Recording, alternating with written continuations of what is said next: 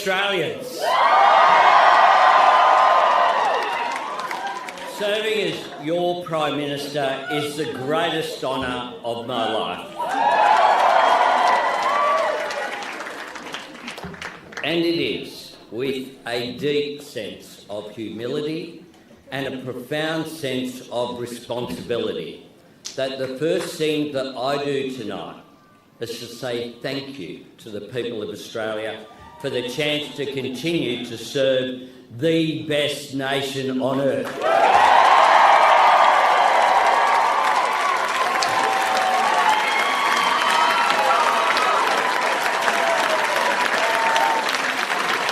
And I acknowledge the traditional owners of the land on which we live.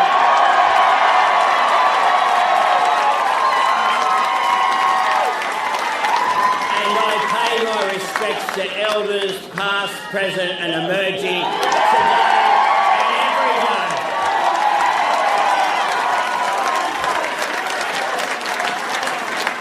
day. Today, the Australian people have voted for Australian values. For fairness, aspiration and opportunity for all. For the strength to show courage in adversity and kindness to those in need. And Australians have voted for a future that holds true to these values, a future built on everything that brings us together as Australians and everything that sets our nation apart from the world.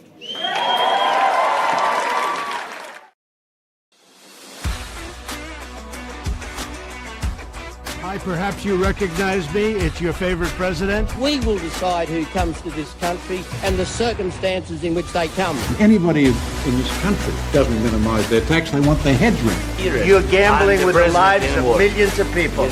You're gambling with World War III. The answer is Mike, because I want to do you slowly. I want to do you slowly. I was saved by God to make America great again. We shall fight in the fields and in the streets.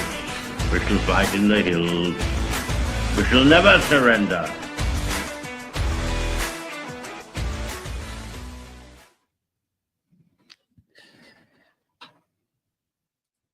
G'day everyone, welcome back to another episode of Commanding the Narrative. My name is Stephen Tripp.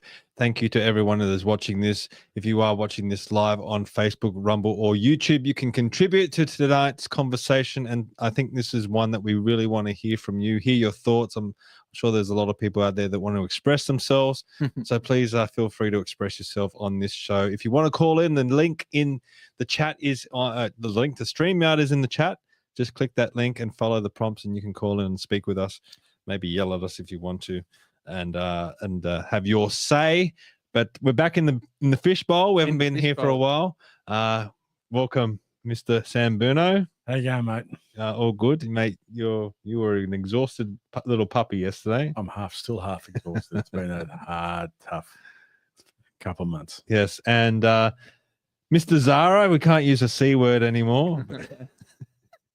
No, it's one of the longer C words. Yeah, not the rude not C the word. one you're thinking of.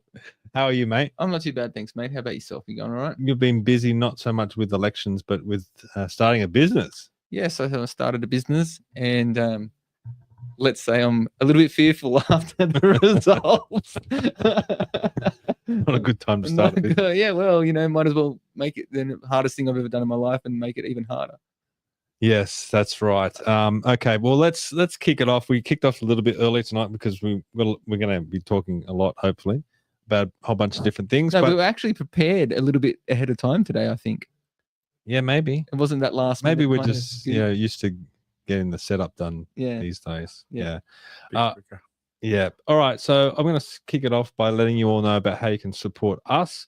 And the way to do it is by heading to commandingthenarrative.com and hitting the donate button. And you can also join us at Buy Me a Coffee, which we've had some great supporters this week. Actually, we haven't had a few coffees lately, but we had a whole bunch this week. So Steve Willie, he says, keep up the great podcast, Steve and team. I absolutely love listening to the show each week and becoming more informed about politics and other subjects. So Steve bought us 5 coffees. Thank you very much, Steve. Thanks, Steve. And Kathy says, Stephen, I've learned more from your podcast and guests than anyone during the past few years. With a young family and having a go at politics, the politics game, and holding down a job, etc., your abilities, output, and its quality are phenomenal. Sorry, that text is very small. Thank you so much. Regards, Kathy. Kathy bought us 20 coffees. Wow. Wow. Thank you, Kathy. Thank you so much, Kathy. Kathy, it is much appreciated. Thank you very much. Warm, fuzzy feeling. Yeah, I definitely have that warm, fuzzy feeling inside for sure. We've got a big audience watching us. I think this is probably the biggest audience that we've had so far. I guess it's one of those things that everyone wants to discuss the election and where we go from here. After yesterday. So, another reminder to everyone, if you do want to call in, the StreamYard link is in the chat, or if you want to, leave a comment, you can do so in the chat, and we'll read out your comments as well. But if you want to keep up with everything that we're doing, head to commandingthenarrative.com, hit the sign up button in the top right hand corner, and you'll get the weekly newsletter. All our podcasts are up there. Also, the recent forums that we did. That was very interesting. Another step in the right direction for Commanding the Narrative and everything that we've been doing. Not only we do podcasts now, we're also hosting forums and live events. So that's a step in the right direction. All the latest articles and also upcoming events. If you want to know what's happening on the podcast this week, head to commandingthenarrative.com. It's the best place to go to keep up to date with everything that we're doing. And just lastly, I'll let you know about Australians for a Better Government. So if you're really feeling like this election has been a road to nowhere or a disaster, this is the next step. Join us in this movement, Australians for Better Government. Now's the time to get involved. If we want to push back against what's happening with our political system, we can't rely on politicians anymore. We have to, it's up to us, the people, to push forward and to fix our government and fix our structure of government. And the best place to do it is by heading to Australians for Better. Sign up to be a member and also join us for this fundraiser coming up on Sunday, May 25th. It's in 3 weeks' time at the Warrawee Club in Warrawee, Pacific Highway, Warrawee. You can join John Ruddick, also Darren de Bortley of de Bortley Wines. That one is going to be very interesting, hearing from a business owner, talk about his perspective on politics. Also, the great man, Kevin Lockray, is going to be flying down from Ballina. I'll be there. Hopefully, you gentlemen will also be there. We're hoping for a good turnout and raise some funds for this much-needed movement.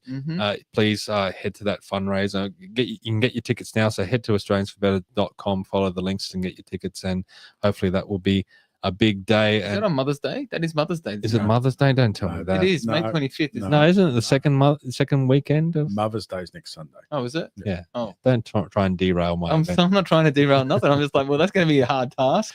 And just lastly, if you want to get the uncensored truth out there, head to thelightaustralia.com. There's a new issue out, some great articles in there. And if you want to become a distributor, please head to thelightaustralia.com and sign up to be a distributor and get the paper out there. John the boys watching, he says, hey gents, g'day John, it's good to see you tonight, and hopefully you'll be joining us with your comments. All right, reactions. One word: wow. I didn't see that coming again. No, did anyone see that coming?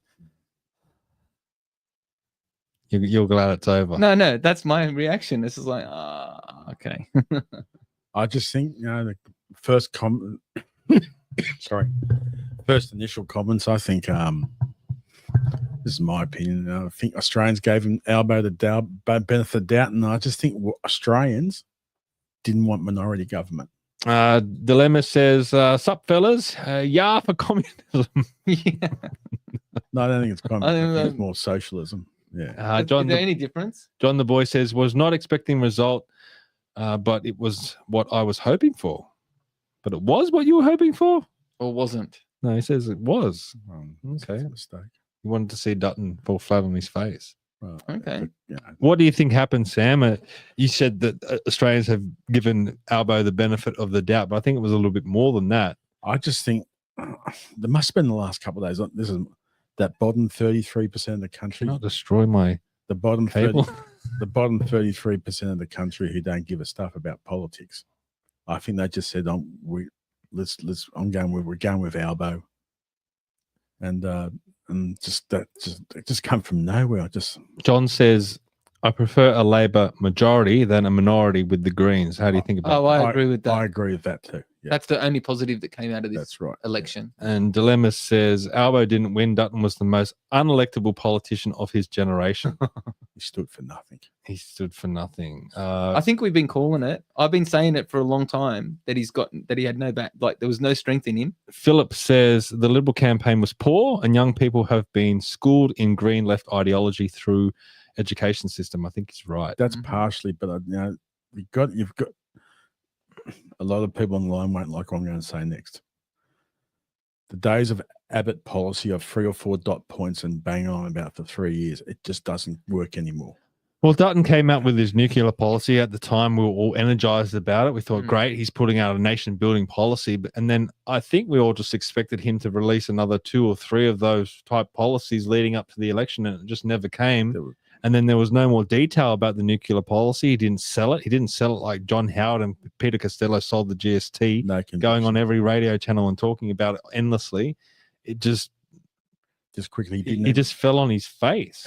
He didn't go to the ABC. He didn't go to National Press Club. In hindsight, you've got to face your enemies regardless, You just can't pick and choose and go on Sky After Dark anymore. Yeah. So, Adam, what were some of the highs and lows of the campaign for you?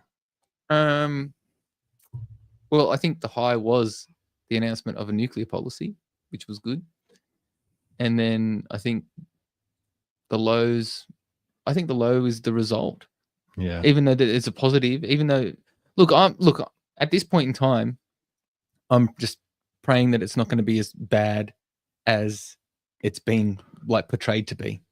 Okay, because we know that in our political circles and we're all in a political bubble. It doesn't matter if you're on the right, if you're in the middle, or if you're on the left, you're in your own political bubble. So you're only getting in the feedback and everything like that you're hearing. So we know that when we've campaigned, you're always pulling out the negatives and you're talking about the negatives all the time, then trying to spin it with the positive or how you would fix that.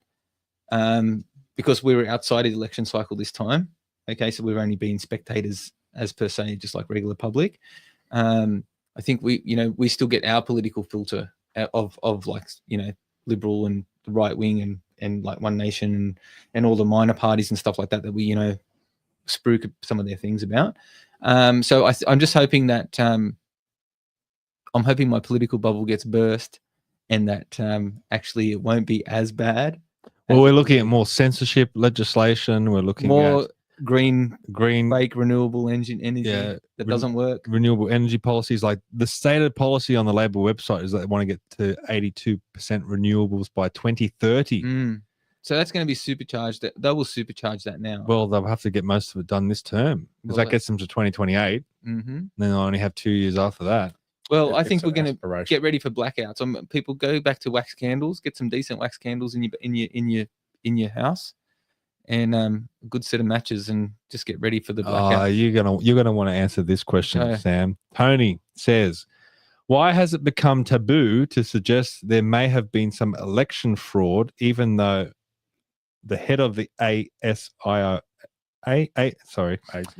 even though the head of ASIO warned there was a high likelihood of foreign interference? Well, nothing's come out so far, Tony, so I don't know. I think it's... Don't you think it was a bit weird that there was like a 9% swing to Labor seemingly everywhere? Go get your checkers and all that sort of stuff. I've heard that all from the last couple of weeks too, so I don't want to hear that too. John the Boy says, can we see a renewal of the Liberal Party? See, for me, if we're talking about highs and lows, for me, and I said this at the time, the day that Dutton came out and disendorsed Ben Britton in Whitlam, and then the very next day went back on his working from home policy, in 48 hours, he lost the election. Yeah. The Ben Britton completely lost the election. Ben Britton wouldn't have made I don't think the Ben Britton thing would have made too much of a difference either, even though it has been spoken. No, I think it showed a lack of leadership. It has been spoken about a fair bit, actually. That's in the bubble. But I do think when he turned his back on the working from home policy, Ben wouldn't have won. We know it's not efficient. I mean, you know what I mean? We know that it's, we've got all these empty buildings everywhere because everyone's working from home. What happens there? It just showed that he was spineless, though. The Don't know why he froze up the last couple of months. What was he trying to do? My personal opinion, he couldn't go hard, especially in New South Wales. And I think the moderates in New South Wales Liberal Party told him, we can win the Teals seats back, but you've got to behave yourself and do what we're told. And that's what he did. And it didn't work. I think that they needed to be strong, and I think that they needed to stand by their policies, and I think he needed to have a lot more personality than he did. And the New South Wales moderates don't like it. Despise Dutton, that's all Turnbull and all these sort of people like that. They hate each other's guts.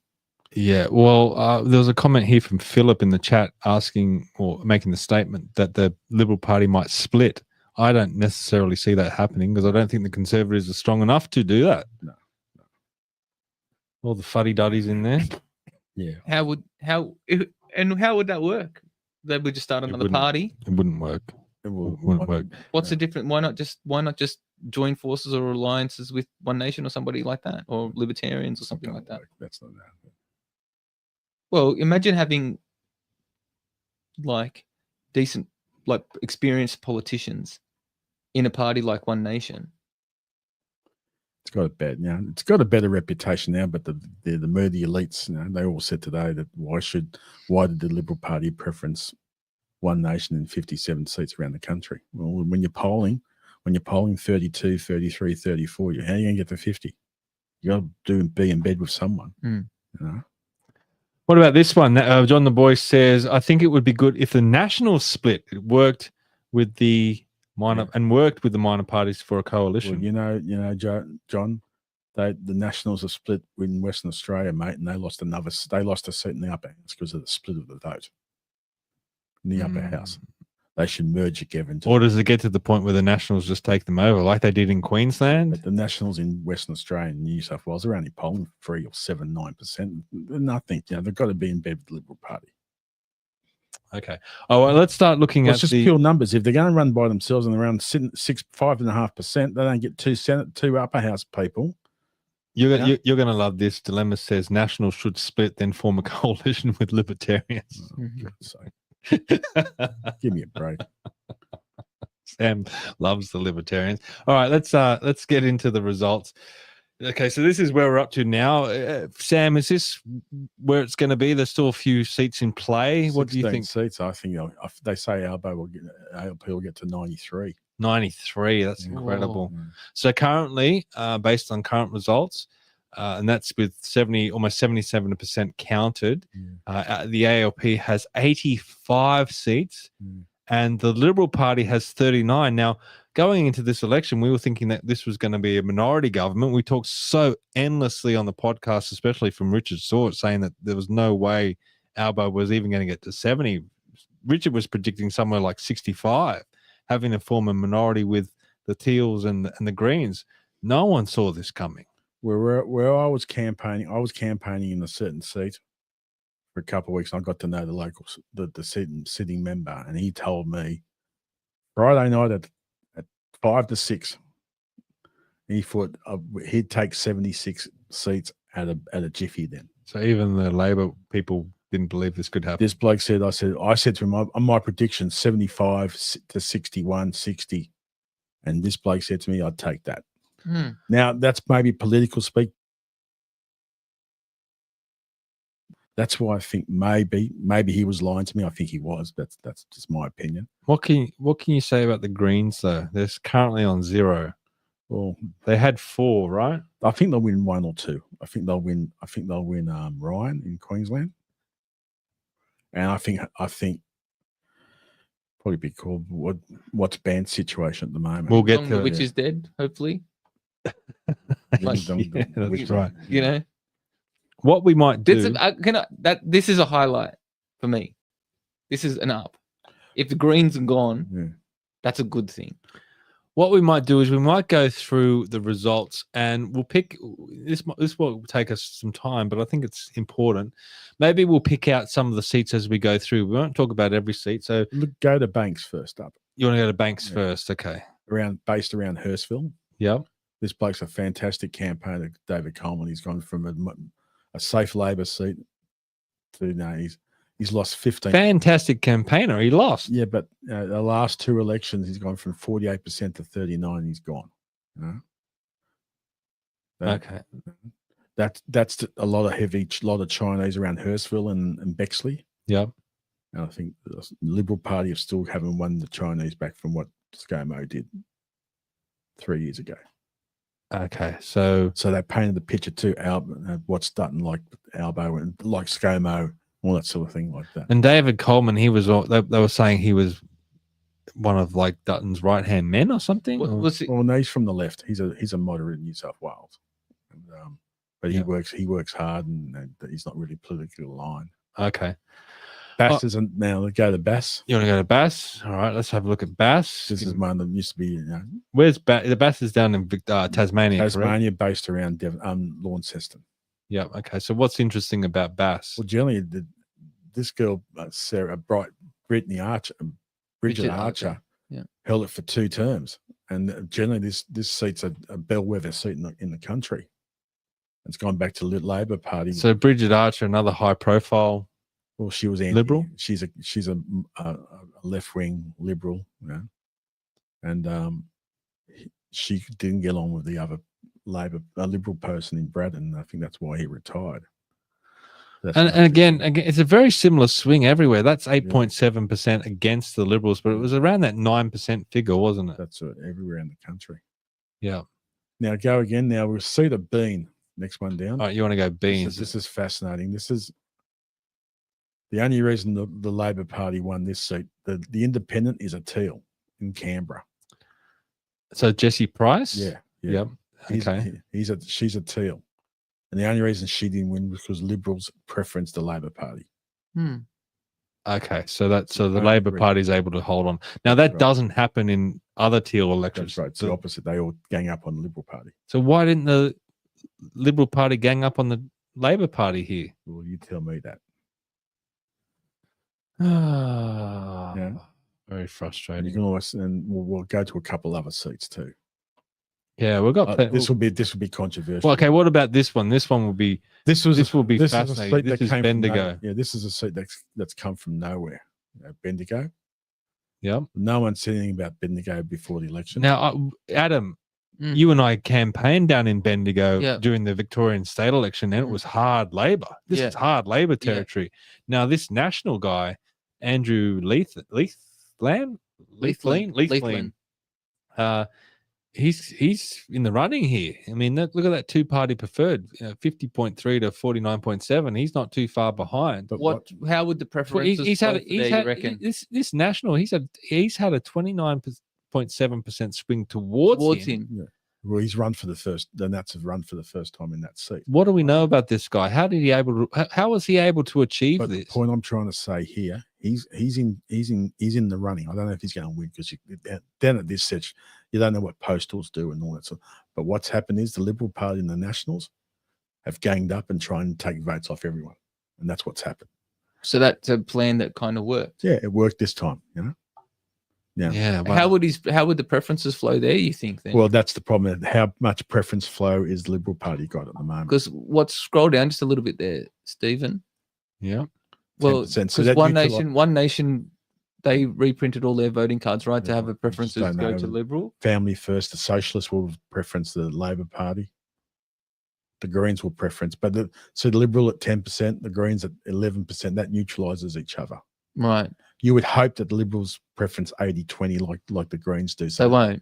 It neutralises, but I'm just saying it neutralises each other. But isn't the big question, maybe we should be looking at what this guy did when the tide's going out of the coalition and his tide's coming in massively. That's a massive we're looking for leaders here. Like maybe this guy, what has this guy done to... Could he lead the party? I mean, this is a Labor seat. They had a 10% or 11% margin there. Yeah. So who is this guy? It's a volatility. Maybe she was a lazy backbencher. I don't know what she was. Yeah, but it's, but what about, your trend is your friend, you always said it to us. Yeah. And then, to win a seat over a government, with such a big landslide, like towards them. Yeah. Now this next seat in Bennelong, well, that's just come from nowhere. I look at some of the around Epping and the Libs are polling 23%, 25%, and some of those those seats in the Chinese seats. So Jerome Laxale, he's at a 13, almost 14% swing to him. He's a sitting Labor member. Yeah. He was copping a lot of heat, a lot of campaigns against him. It hasn't phased him at all. As you can see, our good mate Robert Nalbandian's there from the Patriots. Yeah, 1.4%. And the Heart Party polled 0.7. I know Barry Devine is a good man, but why do we have these parties? It's a democratic process. Well, free, choice is good, Yeah. but that we know that it splinters the vote, fractionalizes everything. You can't imagine any better than that for the Heart Party, can you? Well, you just assume that they would poll something like that. Like why do they run? Yeah. I don't know. I think that people have good intention.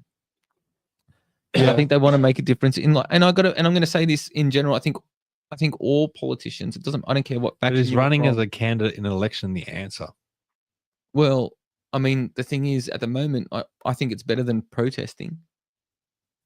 I don't think you need to protest. But you know what I mean? Like, what do you do? Like, I ran because I wanted to make a difference. Start your own little groups like Australians for Better Government, or let's rethink Renewables. I agree. I mean, like, I think Australians for Better Government is a great idea, and I think it's gonna.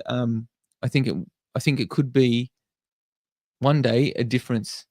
If it gets really movement and gets proper support, it could be something that is a game changer. Yeah. At the moment it's in its birthing stages still. Yeah. But you're right. I think it's a good way to educate on the system and do things that we're no longer getting anymore, like through schooling and stuff like that. Well, like the issues that the Heart Party stand for, why do they have to be a political party? Why can't they just be an advocacy group? Yeah, or a lobby group or a think tank or whatever it needs to be. Why do they have to be a political party and run in elections when they're not even achieving 1% of the vote?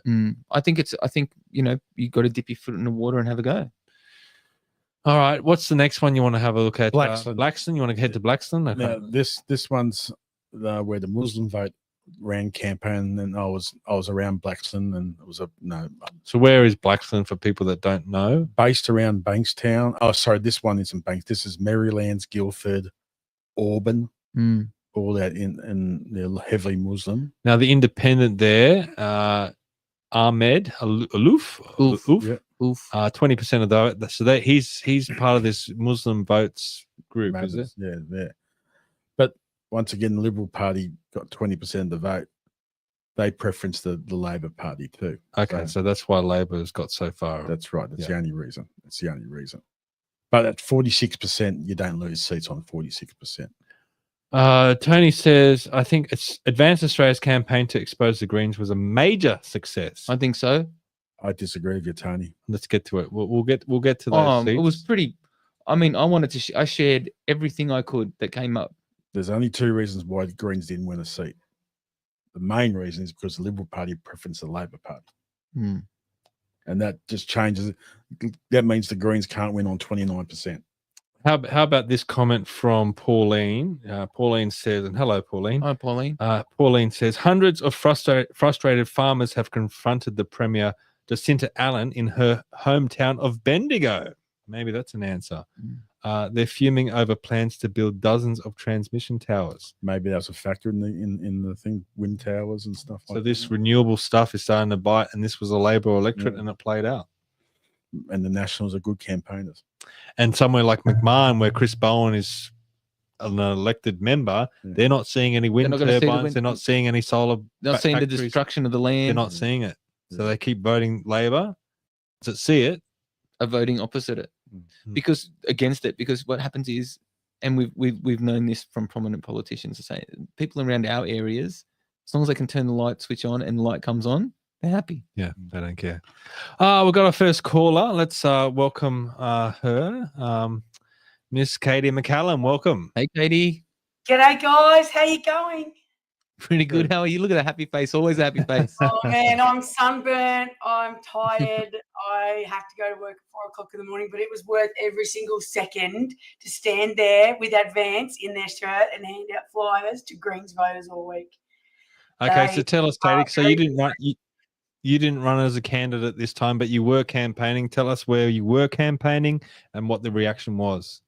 Yeah, so I volunteered with Advance. So Sandra Burke, that runs the show there, she had a house that they had organised down there in Brisbane. I went and stayed there for the week. So we spent every single day concentrating on Griffith, Brisbane and Ryan. And I got to stand for much of the time very closely to Max Chandler Mather and upset him so much that he tried to have me removed. But it became very clear to me that they do not like the truth, and they certainly don't like it when it's coming from somebody that everyone stops to talk to, because she comes from the land and she's got the truth to tell them about how the 100% renewable energy target that they were wheeling out will destroy our country.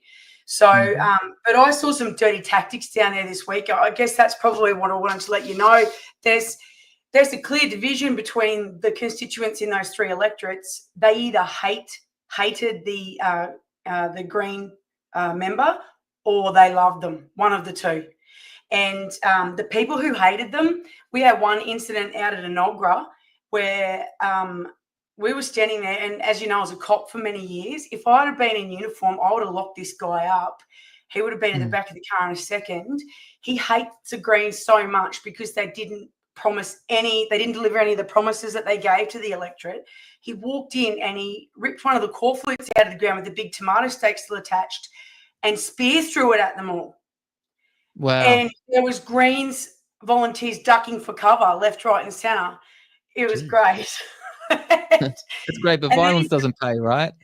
No, of course not. But it let them know how angry people are, simply because Stephen Bates had promised a plastic recycling program in Brisbane and he didn't deliver it. And this guy was screaming at them. He must give his money back. He hasn't done a thing that he promised he would do. So, yeah, they either love them or hate them.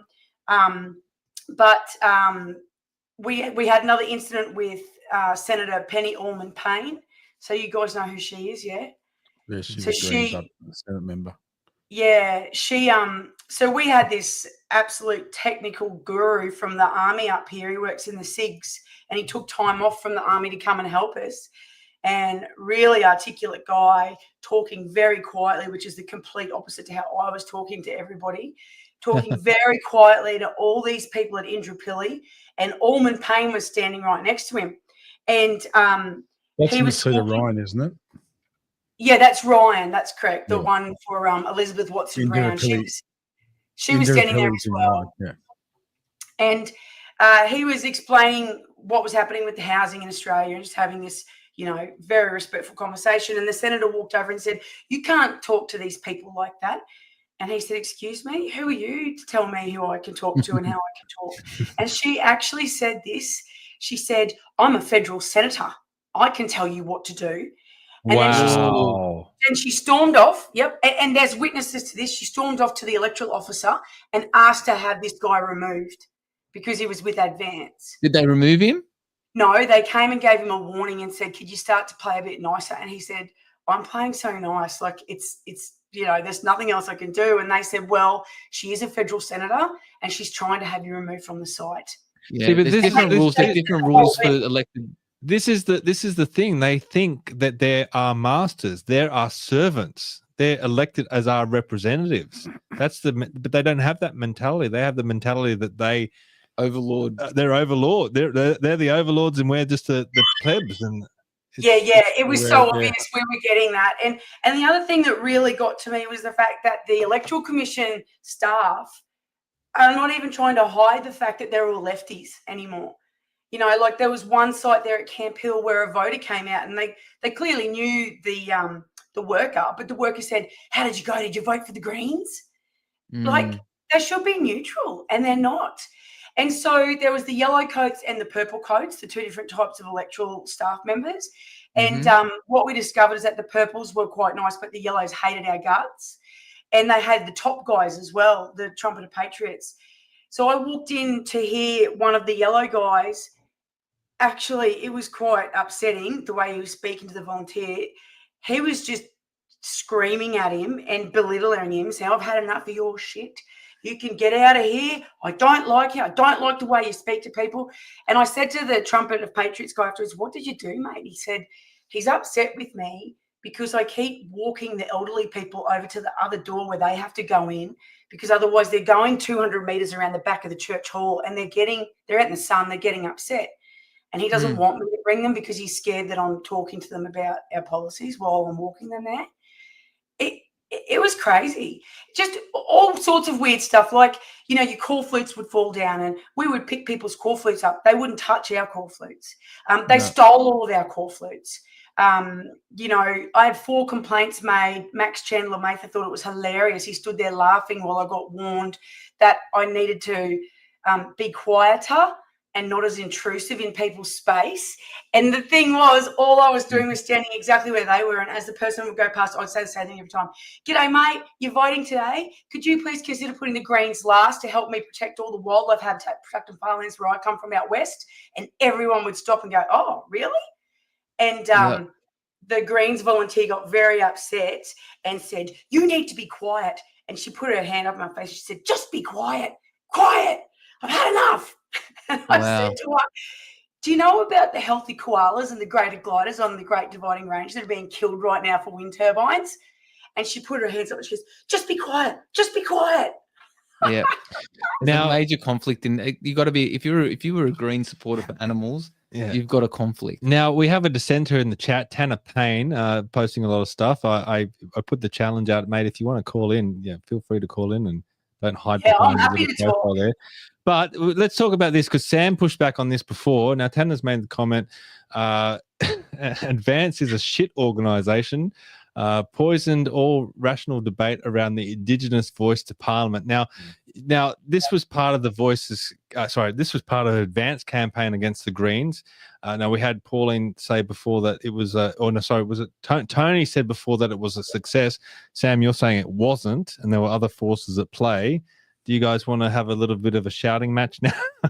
Okay, because Katie will take you on. Oh, she will. I could just see the people who stayed in person. There was people that were going to put them number 2 on their sheets, and I convinced them to put them last. I've never spoken so much in my life as what I did for the last week. I think I personally swayed about 1,000 of those votes. Sure, you might have affected 1 or 2% of the vote and made a difference to it. I acknowledge that, but generally, what happened was that the Liberal Party preferenced the ALP in those seats, so it made it easier for them. No? But there were swings against the Greens. There was small swings in those precincts. Sorry, no, not in Ryan. Have a look up if you can. Look up Anthony Smith's preference flow. I don't think he's got the ALP second. Anthony Green. Anthony Smith. So we're going. You want to go to Ryan? Max Chandler Mather, and well, he's in Griffith. Oh, sorry, in Griffith, not Ryan. In Griffith, don't worry about me. Well, he's lost a seat. He's conceded so Anthony Smith, the Lib, he didn't preference the ALP, and I'm pretty sure that Maggie Forrest didn't preference the ALP in any of the second or third positions. You'll find it. This was a national thing that the Greens will always be last. Okay, so Max Chandler Mather.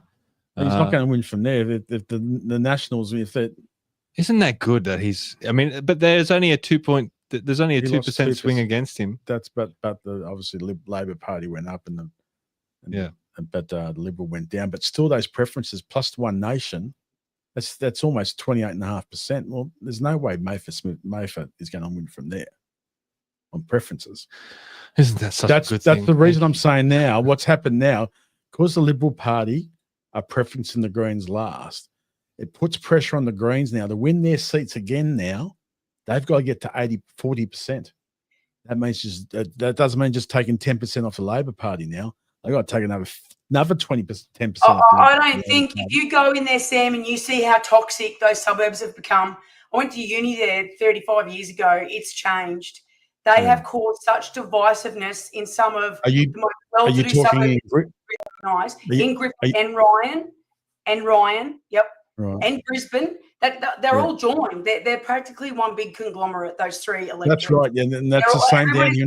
It crosses over because they're all at uni, at one of the unis, or they're at the coffee shop. That's no different to the Teals seats, and also the Green seat in Newtown in Sydney. They're joined at the hip.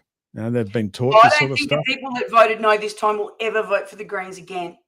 And I saw people stand there and say it to their faces, say it to Elizabeth Watson-Brown's face, say it to Max Chandler-Mather's face, stand there and say, again. I would never give you my vote again. You people are terrible. They did it all week long. I watched it. I feel like that started from when we started running federal. When did we run federal? 2022? 22, yeah. Yeah, so in 2022, I think this is part of the Awakening campaign. So I think I had a lot of people speaking to me in 2022, like Greens members, rusted on Greens people, saying that the Greens have lost the plot. And I think what happens is it started to cascade down now, and I think this might be the culmination of that. So campaigns from not only Advance and things like that, but campaigns from One Nation, campaigns from other minor parties and stuff like that. We've got people like Topher Field, we've got people like Joel Jamal and all that kind of stuff. Greens last, Greens last, Greens last.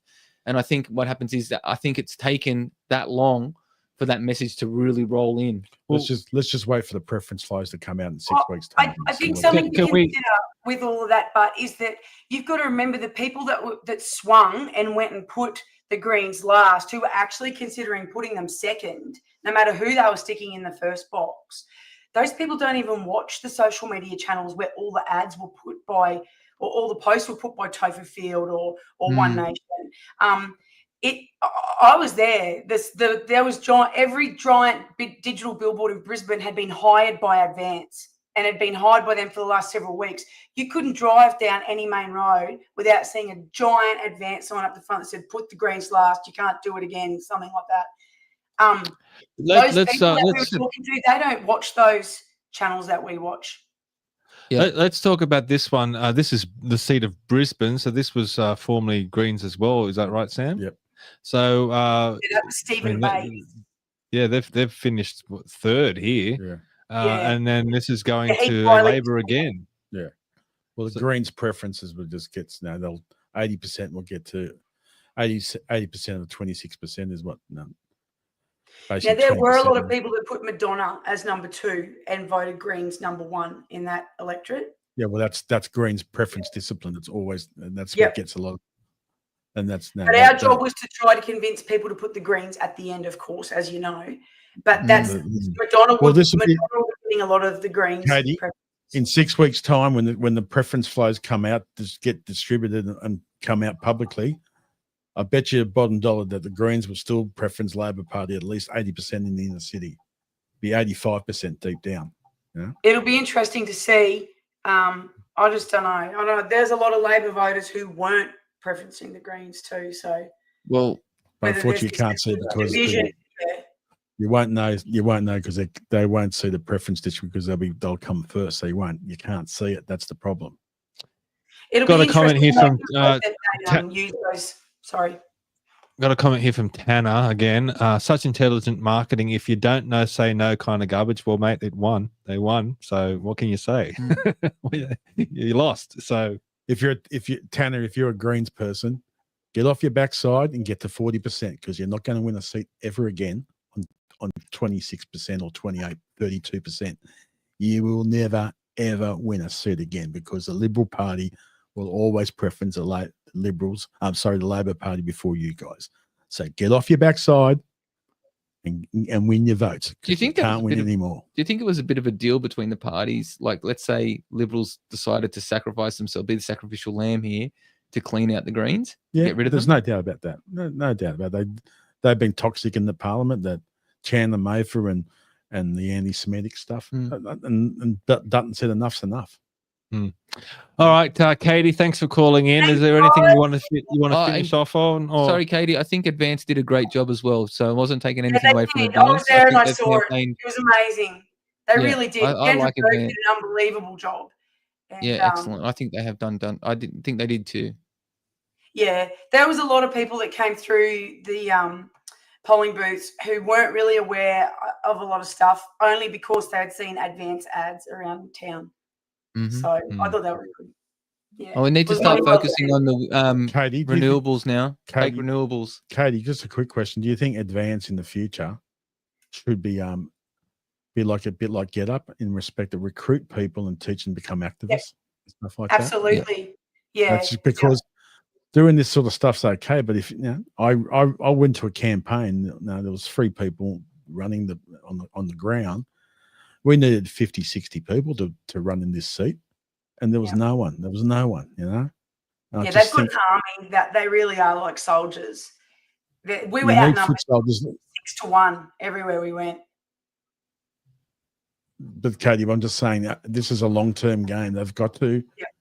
It's all right to get 10 people and get them into the inner city, but if you want to win seats, you need an army like the Teals have done, And Advance has got to do this sort of stuff. That's my opinion. Well, hopefully this will give them a good starting. To win an election, you need people on the ground. You need a ground game, And there's some of these low minor parties or some other places, they haven't got the manpower. Do you think there'll ever be an election again? What? Do you think there'll ever be an election again? Oh, come on. All right. Okay, thank you. Thanks, guys. Have a great night. Cheers. We'll talk soon. See ya. Bye. All right, boys. Well, let's speaking of the Greens, we will speak. Sorry, we will speak of the Greens again, but just to finish off with what I was saying with Katie there and the seats in Brisbane, I just wanted to play this. Just we've got to have a little bit of fun with the Greens. Yeah. So let's see if Lefty's losing it. Yeah. The Greens, it's not looking good, and I feel sick. If Adam Bandt loses, I didn't expect. Worn off, guys. The high's worn off. The joy's worn off. Oh, we might have to start. I don't know if you can. Anyway, all right. Well, that's the problems with being in the fishbowl, I suppose. It's pretty good setup. Okay. All right. Let's go back to where we were. So we just did Brisbane. Yeah. Where do you want to go to next? Mr. Go down. What about Bullwinkle? Bullwinkle, that's a Labor. That's close. Well, it's 50-50, so you don't know. I still think the Liberal Party will win that seat personally. Because let's go down to Clare. Clare, where that's where 2 independents ganged up on a National Party bloke, and there's Andrew G, who's popular around Orange. Oh, so Andrew G got back in? That's right. Yeah. Oh, you're kidding me. But the preferences from the Teal, the other 15.9. So Kate Hook was the she ran again. Her vote went down, but that didn't matter as long as the independent won. Teal ran there to disrupt the vote. Yeah. And Sam Farraway's political career is over. Who was an upper house MP in the state parliament. Can just people in the chat let us know if that just let us know if that video that I played you could hear it, because we couldn't hear it at our end. But if everyone else could hear it, that's I'll play it again, and we'll watch it. We'll watch it again. We'll watch it again. We'll play it again. Adam Bandt loses. Because I've got another couple of clips I'd like to play as well, but I don't want to play them if we're not going to get any sound. All right, well, that's disappointing about Andrew G, because he's a bit of a scumbag.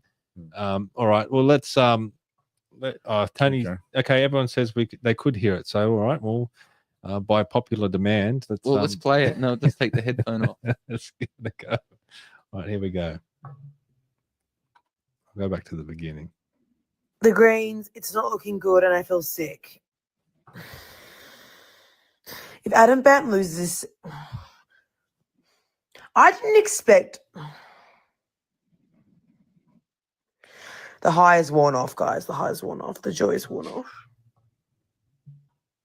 Now I want to cry out of sadness. Cool. Adam Bandt cannot lose his seat. Adam Bandt can lose his seat. Hopefully he does lose his seat, and hopefully he leaves the country, because he won't even stand in front of the Australian flag, and it's absolutely disgusting. Where do you want to go to next? Keep going. Casey, Chifley, Clark, Cook, Cooper. Cook. I mean, Cook went to the Liberals. That was one of the few. Yeah, few. No, but that. But that even in Cook, soon. let's talk about Cook because Cook's always been very strong Liberal. I mean, that was Scott Morrison's former electorate. He copped a haircut too. Well, yeah, that's the thing. He's had a 5% swing against him in Cook. Yeah. So the swing was on everywhere, wasn't it? So where did the vote go? It went to the Liberal Party, a Labor Party, didn't it? Yes. Yeah. So 7% swing to the Labor and Cook. I mean, yeah. Well, he's been in Parliament for 18 months and no one knows him, so he's yeah, he's from the right. Well, does this open the door for the Teals to run in Cook in the next election? No, not on 48, and it's down the Shire, so maybe they might. You just don't know. Yeah, keep going down. So we should let everyone know Cook's like the Sutherland Shire, so beautiful place of the world. Yeah, beautiful areas like that. Okay, so we'll skip. Well, you want to talk about this Cowper? All right. Now, I was told by politicians all over the state and federal that Cowper was gone 6 months ago. They fought the Teal. We went comfortably, but they fought back.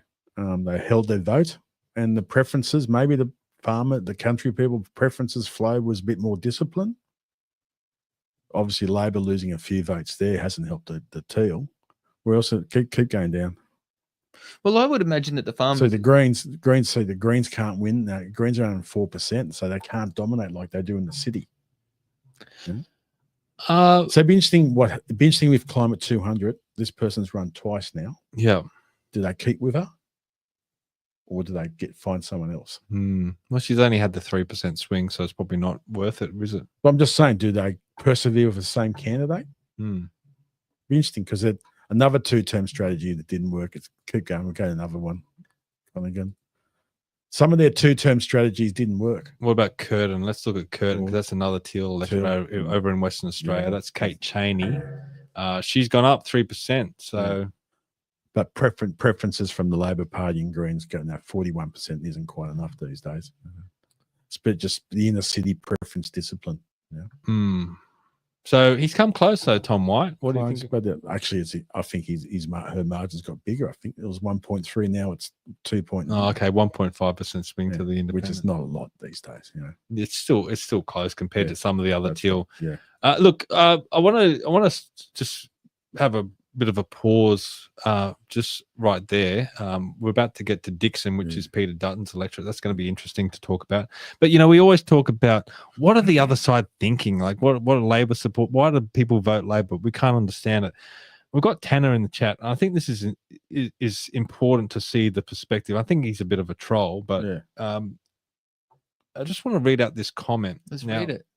Tanner says, thoughts on Dutton cutting policy to placate to Nazi scum who interrupt Anzac Memorial Service in Melbourne. No Aussie I know would support marginalising the Indigenous people more. So this is the stuff these people are focused on and talking about. That's a radical and that's a troll. I think that'd be from the hard left. But don't you? But maybe the point is that Labor voters are believing this stuff. Maybe, maybe. Yeah. Okay. Were any others he's told? Well, I mean, there's okay. Richard Storch says Kate Hens will run for a state electorate. Maybe she's not interested in state elections. Different system there too. Dilemma says, who cares about Dutton? He lost his seat. No one should waste breath on him anymore. He's the leader. He was the leader of the opposition. We'll have to let let the body get cold before we start. Dilemmas is always fantastic. Dilemma says, let the body get cold. I've seen lesser trolls in fairy tales. All right, let's look at Dixon. I'm trying to keep up with all the comments as well. So what do you want to say about this? He was always in trouble 6 months ago. Well, it was never a safe seat, was it? Never a safe. He won it off Labor, and he and this in the. But he held it for 24 years apparently, or something. Yeah, he'd always just somehow managed to scrape in or build up a margin a little bit, little by little. But the killer now is they ran a Teal there, so it was 3 against 1, and that's just hard. No, the L. Smith, she was never going to win, but all her job was to just take votes off everyone. Scroll down a little bit there, Stephen. I just have a look at the other candidates. So the rest of them, no. Yeah. No. What about? We got a comment from Alphabet. Thoughts on Dutton's LNP cutting a deal with the PBCC. I don't know what that Who the is. hell Cult is to that? hand out flyers in marginal seats. Who cares who works for a party? And why is it? I told a Green person the other day. I said, "What's your problem with religious people?" What is the PBCC? Probably the Christian, those Christian people. You know? Well, they're allowed to. They're just like everyone They're- else. But it's all right for the communists and the socialists to gang up and the uni students I to don't do what they want. Yeah, we put up with the get-ups and all the that's people right. in the Teal electorate. But that's exactly right. And they're basically get up and or they've left get up and joined this mob. You know. I just never understand why you can possibly have a socialist party in a democratic system. Well, that's I mean, I know you got the the right to vote and all that, and it's a democracy. So what is it? You vote your way into communism, and you have to shoot your way out. Plymouth Brethren Christian Church used. So what? They're people. I mean, they're They're Australians. entitled. They're entitled to do what they like. Sure, they. What's the difference between communists and the socialists? Yeah, we don't. Yeah. But it's just bad publicity. It's just typical. The Guard and the ABC put these things. Who cares? Yeah. I said to this Green person, "What's your problem?" And they say, "Oh no." I said, "Well, hold on. You people, you're the first ones to whinge about everything." Next thing he nicked off 10 minutes later. He was one of the better Greens. Couple of Greens I got involved with. One didn't know where one suburb was the other. And I said to her, well, get your GPS out there, you know? Tanner says, Victorian Socialists for the win. They got a number from me, unlike LNP. Well, that says it all, doesn't it? It's just good luck living in a socialist country. Well, we're one of these days we're heading that way, aren't we? Okay. This one, Dobell. Now, this is not particularly interesting, other than the fact that Martin Stevenson, a good mate of yours, and Sam, and also we had, I have got a lot of respect for Martin. I do. He works really hard. He's a hard campaigner. I think he just deserves acknowledgement. One Nation, 8.8%. That's a good vote. Not earth-shattering, but he's always chipping away, working hard. So let's tip our cap. It's unlucky that he didn't beat the Green. Oh well, maybe next time. All right, so let's go back. So anything else sticking out? No, Fadden, no, Fairfax. Well, Farah. Well, that's a two-term strategy, but there was a Teal running in Farah. But I'm surprised she might have polled. I thought she would have polled better. So this is Susan Lay, and Michelle Milthorpe. I thought she might have got better than 20%. But again, this 9% swing against the Liberals. It was everywhere. It was consistent, wasn't it? No matter where you look, 9%. The shooters ran.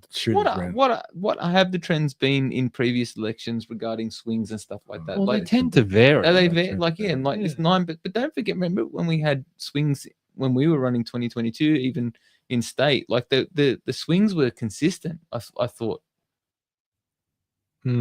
Yeah, like it was always, but not like almost 9, almost every seat. I mean, it's a bit freaky that like that seems a bit for such a random thing, like a vote's meant to be a random kind of like. In Grey's another Teal ran in Grey.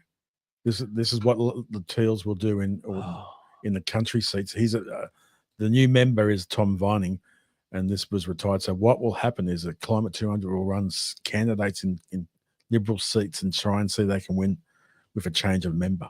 Yeah. And I don't know, she got about 15-18%, didn't she? What were you talking about, Grey? Yeah. Sorry, I'm trying to read the comments. It's coming thick and fast. All right, this is great. She got 19%. She lives around Port Augusta or Port Lincoln. So she got votes, but I'm just saying, the new member, he's got to work now. He's got to try and get from 34% to 39, 50, 45 to get that back with hard work.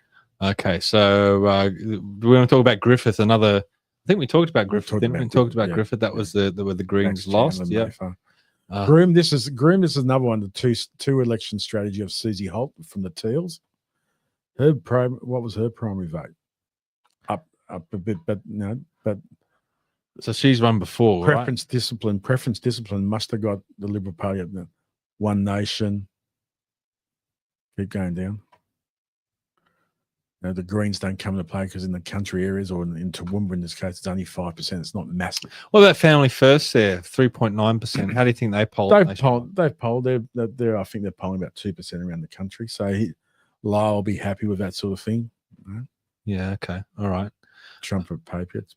We'll talk. We'll get to the trumpets. Oh Jesus. Okay. So going down. Where else are we going? Where did we? We're at Green. Keep going down. What else is there?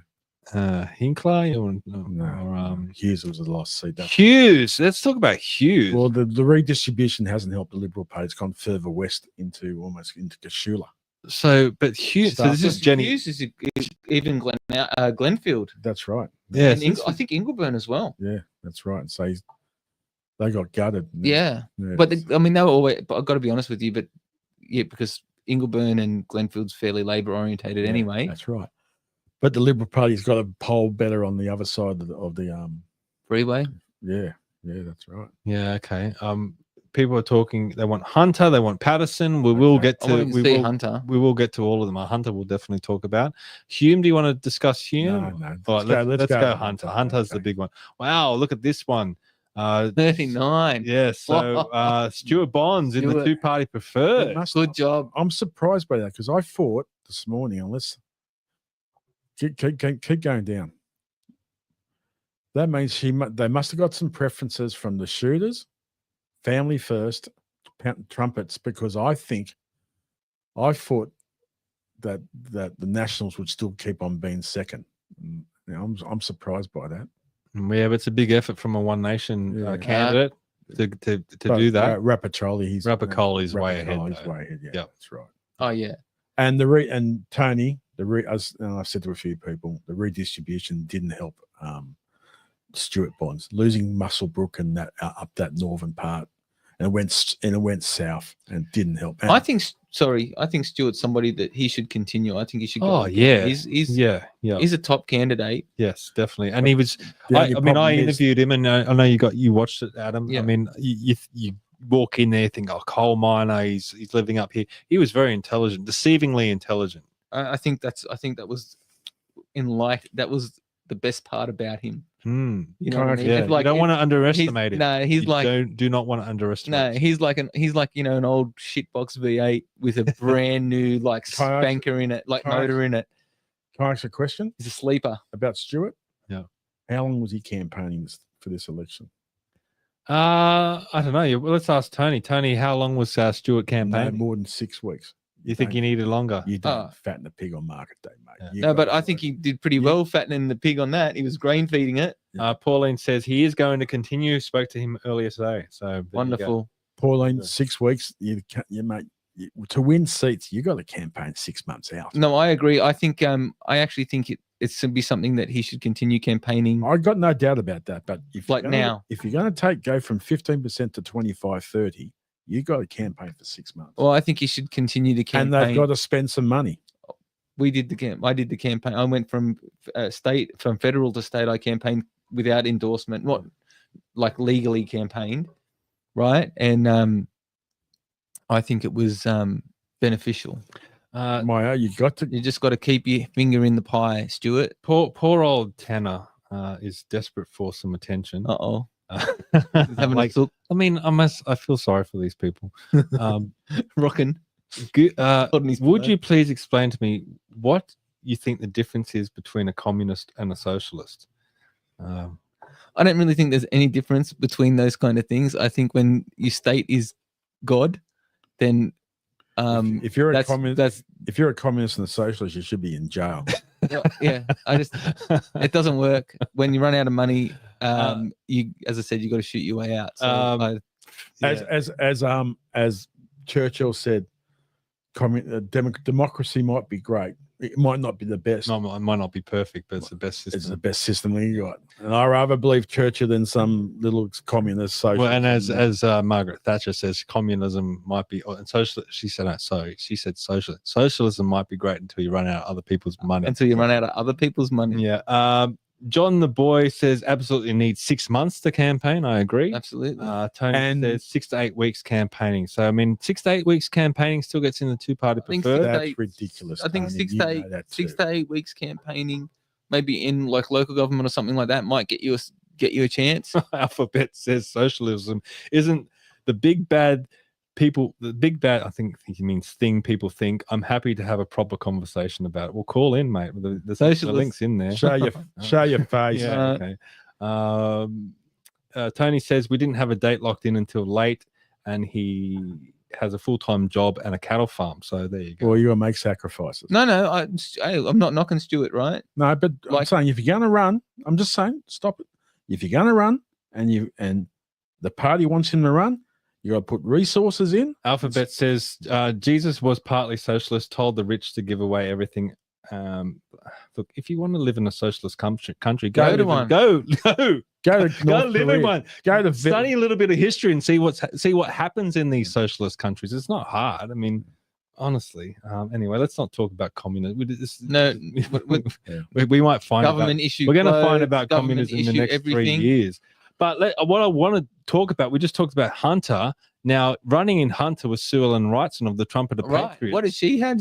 So poor old Sue Ellen was being bombarded with videos on YouTube, advertisements from the Trumpeter Patriots. Sometimes it was like 6 in a row. How many text messages did you get from Trumpeter Patriots? I got it was over the top.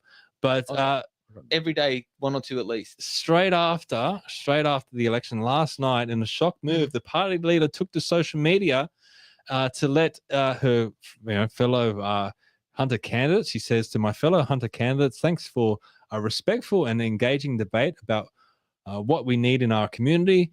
She wrote that on X and then locked her accounts.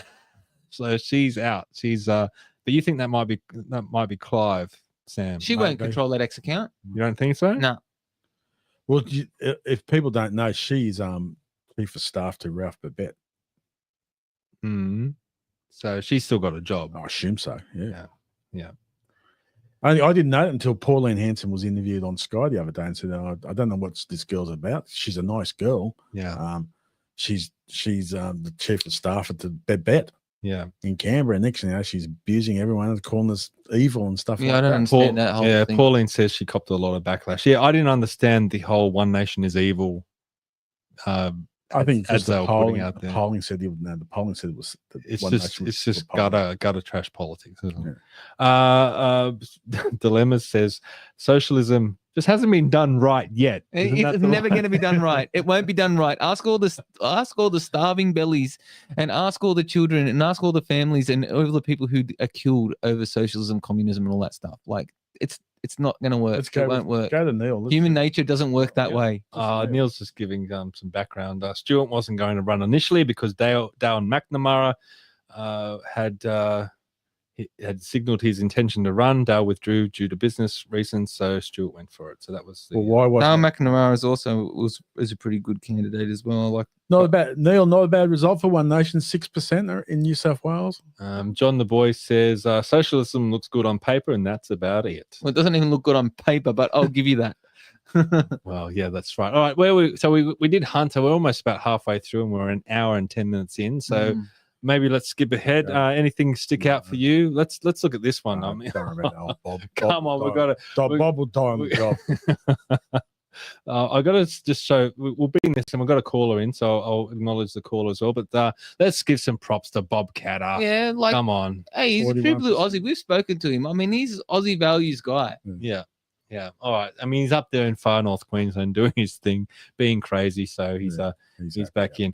All right. Let's welcome him to the stage, Mr. Robert Nalbandian, the Trumpeter Patriots candidate for Bennelong, mate. How you doing, mate? You called it trumpet tonight, Steve. You know what I heard? Oh, sorry, the parody of Patriots. I'm sorry, I correct myself. Hello, everyone, and I just want to say I heard that. Because you kept calling it parody of Patriots, people decide to vote for Labor and Greens and One Nation. Well, One Nation vote's all right. It's better than voting for Clive, I must say. So have I got this angled right? How are you all doing? Good, mate. Good yourself. So what's your thoughts about were you happy that you ran? I know we had some discussions leading up to the election. I tried to talk you out of it. You went through with it. What's your overall thoughts?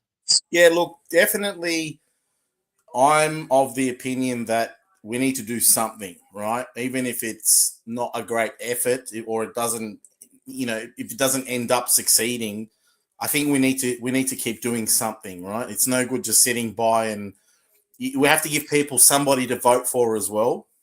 So that's my thoughts on that. If you want to talk about, do you mean like general thoughts on the election, or do you have a specific question? Just anything, mate. Like, what was your experience? Did you get anything out of it? Do you think you achieved anything? And where do you think the country's heading after the result? Well, I like how you say it's the reckless renewables rollout. And they're going to go, you know, people like this future made in Australia, and they're touting it as like the next best idea. And I'm like, wasn't it the Labor government who signed us up to the Lima Agreement? Wasn't it Paul Keating who removed our bank? They commercialized Commonwealth Bank. So, you know, the same party that is supposed to be bringing back manufacturing, they're not going to give us cheap energy. They're not going to do it. You know, I always ask, like, if it's supposed to be so cheap, why is my power prices going up? And this is what I hear from people. Oh, because the companies are gouging. I'm like, so they weren't gouging under the Liberals. They're only doing it under Labor. Like, does that make any sense? So where are we headed?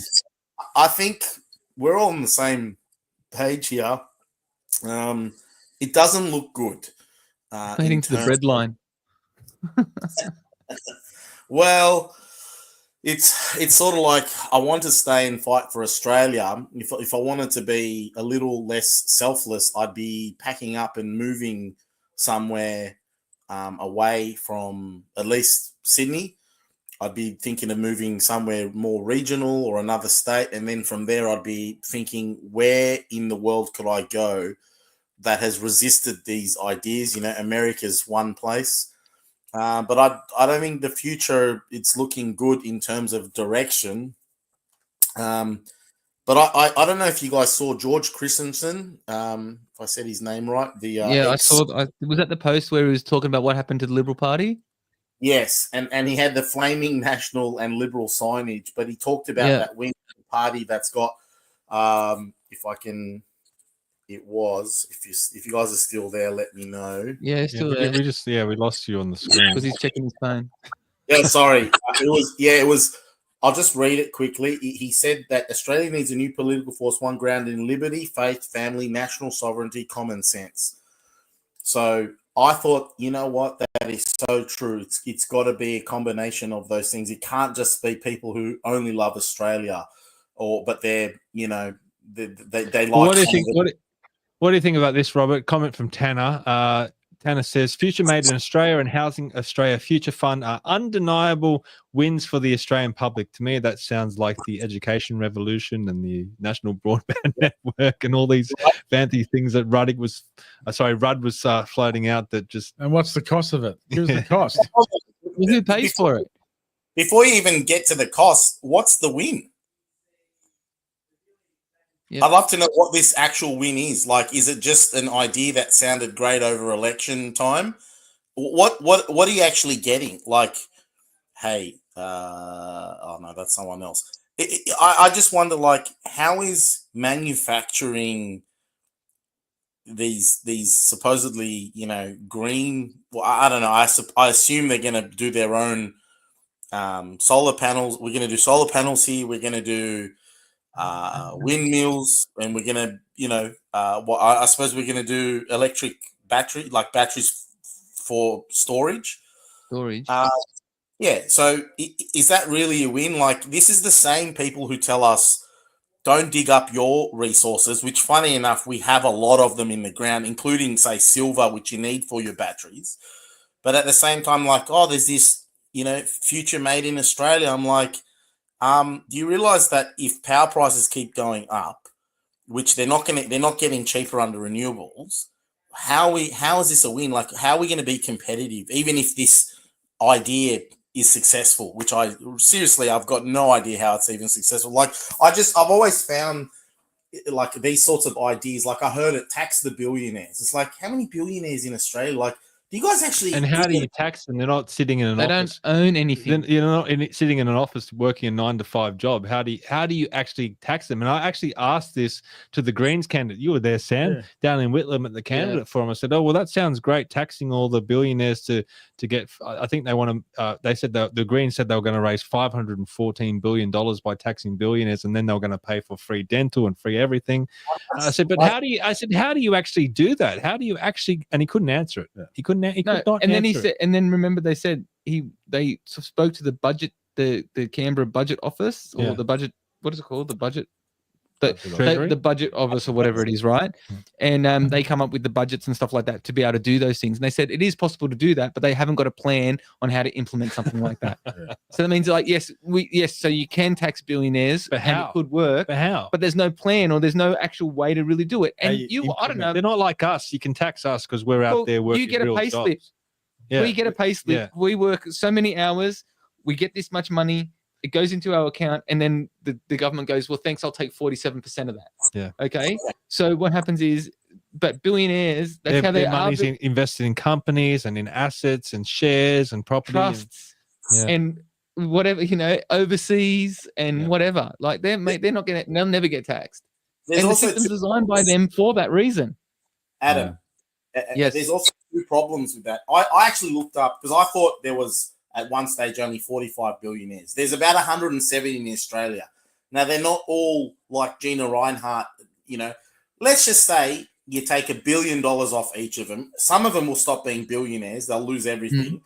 So that's 170 billion. I don't know how they're going to raise 500 and how much they reckon? 540 billion? Right. I wonder if it was a cumulative over a term.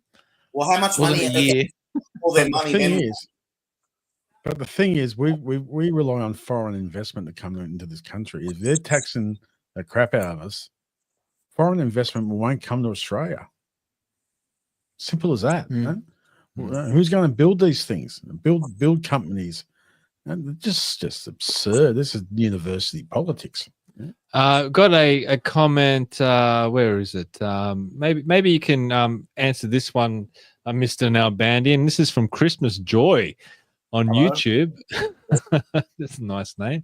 I think people need to understand millennials and Gen Z is now the majority voting segment this election and for elections to come. The younger voters want innovation, and work from home is an innovation.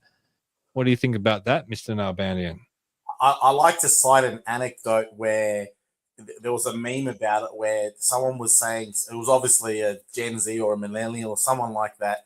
They're like, stop killing animals for food, just buy it from your supermarket. It's like, do you have any idea the means of production?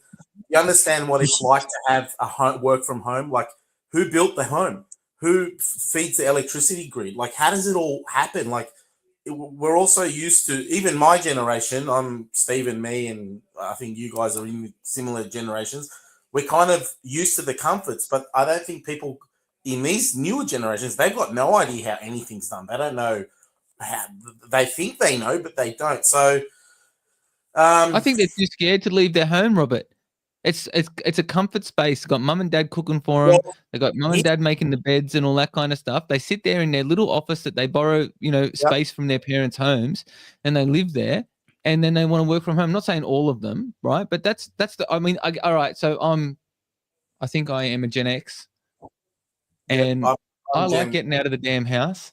I like going to work, and I like building something. I like filling up my van in the morning, and I love emptying the damn thing. And then I love coming home tired to my family, right? That's what I do. That's what we do, okay? Whereas, imagine sitting. I can work from home too. I'm, business owner and all that kind of stuff, right? But sit there and you're working from home. I don't want to work from home. I want to come home and spend time with my family. If I have to work at home, right? It's just like always work. The home is a retreat for you and your family, right? Go to work. Get in the train, get into your car and go to your job at a place of work, and then come home and enjoy your family. All right, Mr. Dalbandian, any final comments before we let you go, mate? Yeah, I just it might sound like I'm defending Trumpet of Patriots, and I might be, but I just come on, mate. There's no surely you can't. What was the go with the evil of One Nation and all that? I was going to address that. If you go, like, I have not seen that ad officially on any Trumpet of Patriot, like, because they put all the little, you can see 15 and 10. It came up on my YouTube. It was a real thing, mate. Okay, I know. It was coming out of Sue Ellen Wrightson's mouth. I did see it. I did see a video of Pauline Hanson's daughter saying this came up. So look, I just think there's a lot of like politics is pretty dirty. People say a lot of stuff. People said a lot of stuff to me. I realized not to take it personally. So as far, look, Pauline Hanson even said, you know, she gets on with Sue Ellen because Sue Ellen is the Senator Babbitt's chief of staff. So she made that interview. You know, and I can't really say, you know, something. I can't get in the head of Sue Ellen or Clive or you or anyone else, you know. But you know, politics, that's how it is. Like people say and do a lot of dirty stuff. You know, at least on our side of politics, it's verbal. On the other side, I saw Stuart Bond's video. His call flute's ripped down. I've been attacked before. I think you guys have suffered harassment and verbal abuse. Like, it's pretty crazy. So, but yeah, my final thought is, I really think we're going to need a brand new, what George Christensen said. There has to be some sort of talks in the next 3 years, but you know, I don't know. I kind of agree with Adam. Are we going to get to vote next elections? I don't know. You know? So, but anyway, is our vote even going to matter at all? that's you know. Well, with the primary vote so low of the Liberals, they also get less funding from the AEC because, you know, the primary vote, right? And their brand has suffered. And I also heard in, I don't know which electorate it was, but some of the polling booths were not even manned by the Liberals. Like, the morale was just so low. So I don't know what's going on exactly there. I don't know how true that is. But it's a numbers game. I saw there was a couple of booths in where I was working. There was no one there. It's all about priorities. You can't cover every booth, and unless basically, pardon? Unless you're a Teal, you pay everybody. Yeah, but the Teal don't pay. Teals, oh, come off it, Sam. You've been there. They are members of Climate 200. Yeah, they come from different organisations, but they come under there, and they work from. A lot of these are retirees, activists. Yep, and they get taught how to campaign. Now, as I said, Advance have got to do this sort of stuff now, and it's not happening. Yeah. Well, Advance is relatively new anyway, isn't it? Well, it's been going for 4 or 5 years now. Yeah, well, I mean, they've got to build up. You got to build the brand. Well, got to find activists. All right, people. Robert, we'll let you go. Thanks for calling in, mate, and we'll talk again soon. See you later, Robert. All the best. God bless you. Thanks, mate. All right. Before we get to the next seat, a lot of comments. Oh, mate, the comments are going on. Poor old Tanner's desperate for attention, so I just can't post the swearing. That's all. So why? I don't want to be posted. Yeah, it's gutter trash stuff. Yeah. But before we get to maybe the next seats, Adam, you want to read out some comments from Mark Latham? Is that right? I've got to read them off my phone. It's fairly long. That's so right. Yeah. And I guess it's some mates. Pretty much how we're feeling. Well, I mean, if you're kind of like on our side of politics, I guess, and if you understand it, and well, I guess, Sam, why did you think Mark Latham's comments were so impactful? This is poignant, and he doesn't mince his words. And it's just the truth. So I'm going to read this from Mark Latham's page. It's fairly long-winded. Very long. It's very long. 5 minutes will be. So bear with me, okay? And I'm going to be looking down at my phone as well. Why can't I bring it up? Anyway, here it is. All right. Well, read along with me, everybody. Yeah. What this election means for Australia. Australia is in the first stage of long-term economic decline. Post-COVID, there has been a sharp decline in the number of productive people and productive workplaces, and a sharp, seemingly permanent increase in the welfare and black economy. I would estimate that the proportion of genuinely productive Australians in their workplace has fallen from 40% to less than 1/4 in the space of just 5 years. The leaners now easily outnumber the lifters, which once measured in opinion polling and focus groups, this has produced a political culture of handouts, giveaways, all debt funded, as we have seen in this federal election campaign. Even the Liberal Party has joined in, forfeiting its reputation for fiscal responsibility, completing its transformation into a woke sinkhole, more closely resembling the American Democrats than the Howard Costello era. This sadly miserable new economy and new politics that goes with it has given Labor a natural electoral advantage. If you want big spending, debt funding, and a handout dependency underpinned by low productivity, soft working conditions, rorted government programs, and the Ponzi scheme of big Australian migration, you might as well vote for the people who truly believe in it and have been masters in creating it.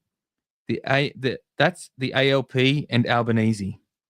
Australia is in the middle of a perfect economic storm.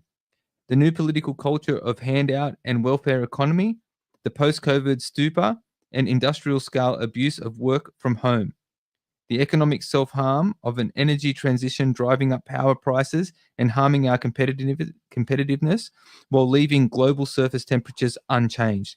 Our national ethos of strength and resilience replaced by the woke alphabet word of victimology. Mass immigration destroying housing affordability as the over-regulated supply side can't keep up. Inexorable growth in that, inexorable, sorry, that's a bit of a word, isn't it? Inexorable growth in that most horrendous new terminology.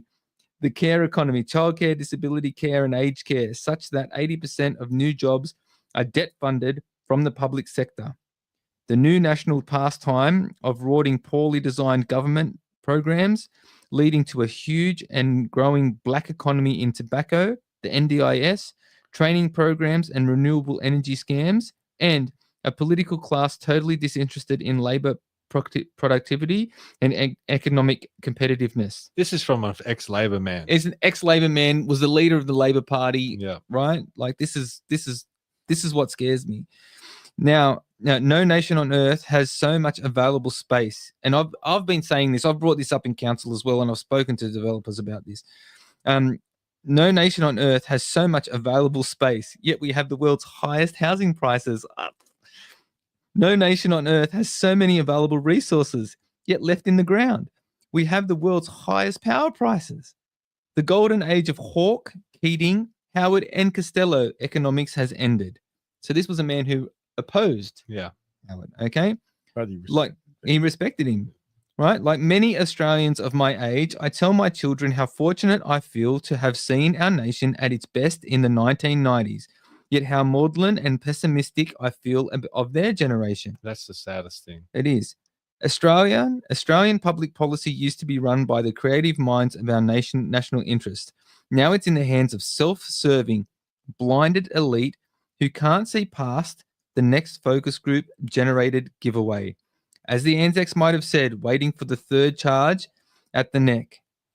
We're stuffed, mate. And nothing in this election campaign is helping. In fact, it confirms our worst fears in taking Australia backwards. Mediocrity in Canberra means that best of our country is now behind us.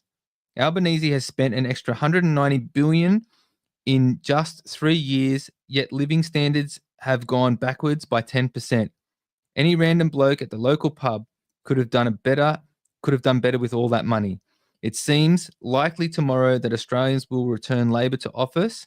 I fear our national decline is irreversible. So that was on the Friday. And then this morning. That was the 2nd of May. So then Sunday he's done Mark. We want to read the Sunday one? Yeah. Want to read the Sunday one, or was it too long? Oh, it's a bit long. Bit long?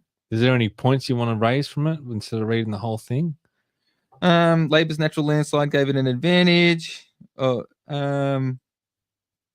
think he's just giving a little bit of gave it a bit of a summation, but I just think it's actually quite poignant. I actually recommend everybody go onto his page on Facebook and actually read it, because it actually really does surmise, I guess, people of especially my political stance of how it feels. Neil says read it. Read it. Oh, I'm going to read it. I'm going to go for it. Okay, screw it. Okay. Sunday update. The analysis above. That's the way the election result played out. Labor's natural electoral advantage gave it a landslide. There will be a lot of commentary about Dutton's mistakes, dumb literal tactics, Albanese's cleverness, etc. But the biggest thing is how the country has changed.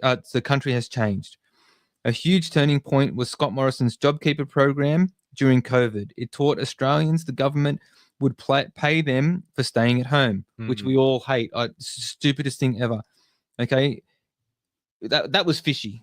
Okay, because what country pays people to stay at home and not work? Ever since the hunger of debt-funded government benefits and concessions has been insatiable, so too the demand to stay home, work from home. This coincides with the way Australia has become a fragile service economy with the loss of manufacturing and mining jobs.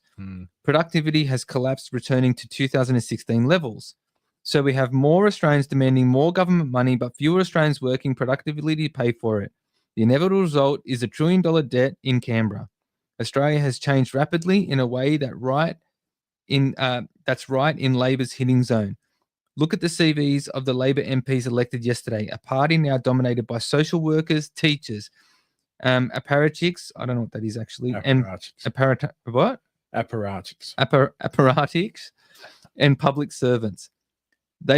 They believe in unlimited debt-funded government handouts, exactly what the new Australian electorate is demanding, combined with massive migration numbers, bringing in more Labor voters who look at our publicly funded handouts and benefits and think it's a picnic. The ALP has cobbled together a winning electoral coalition.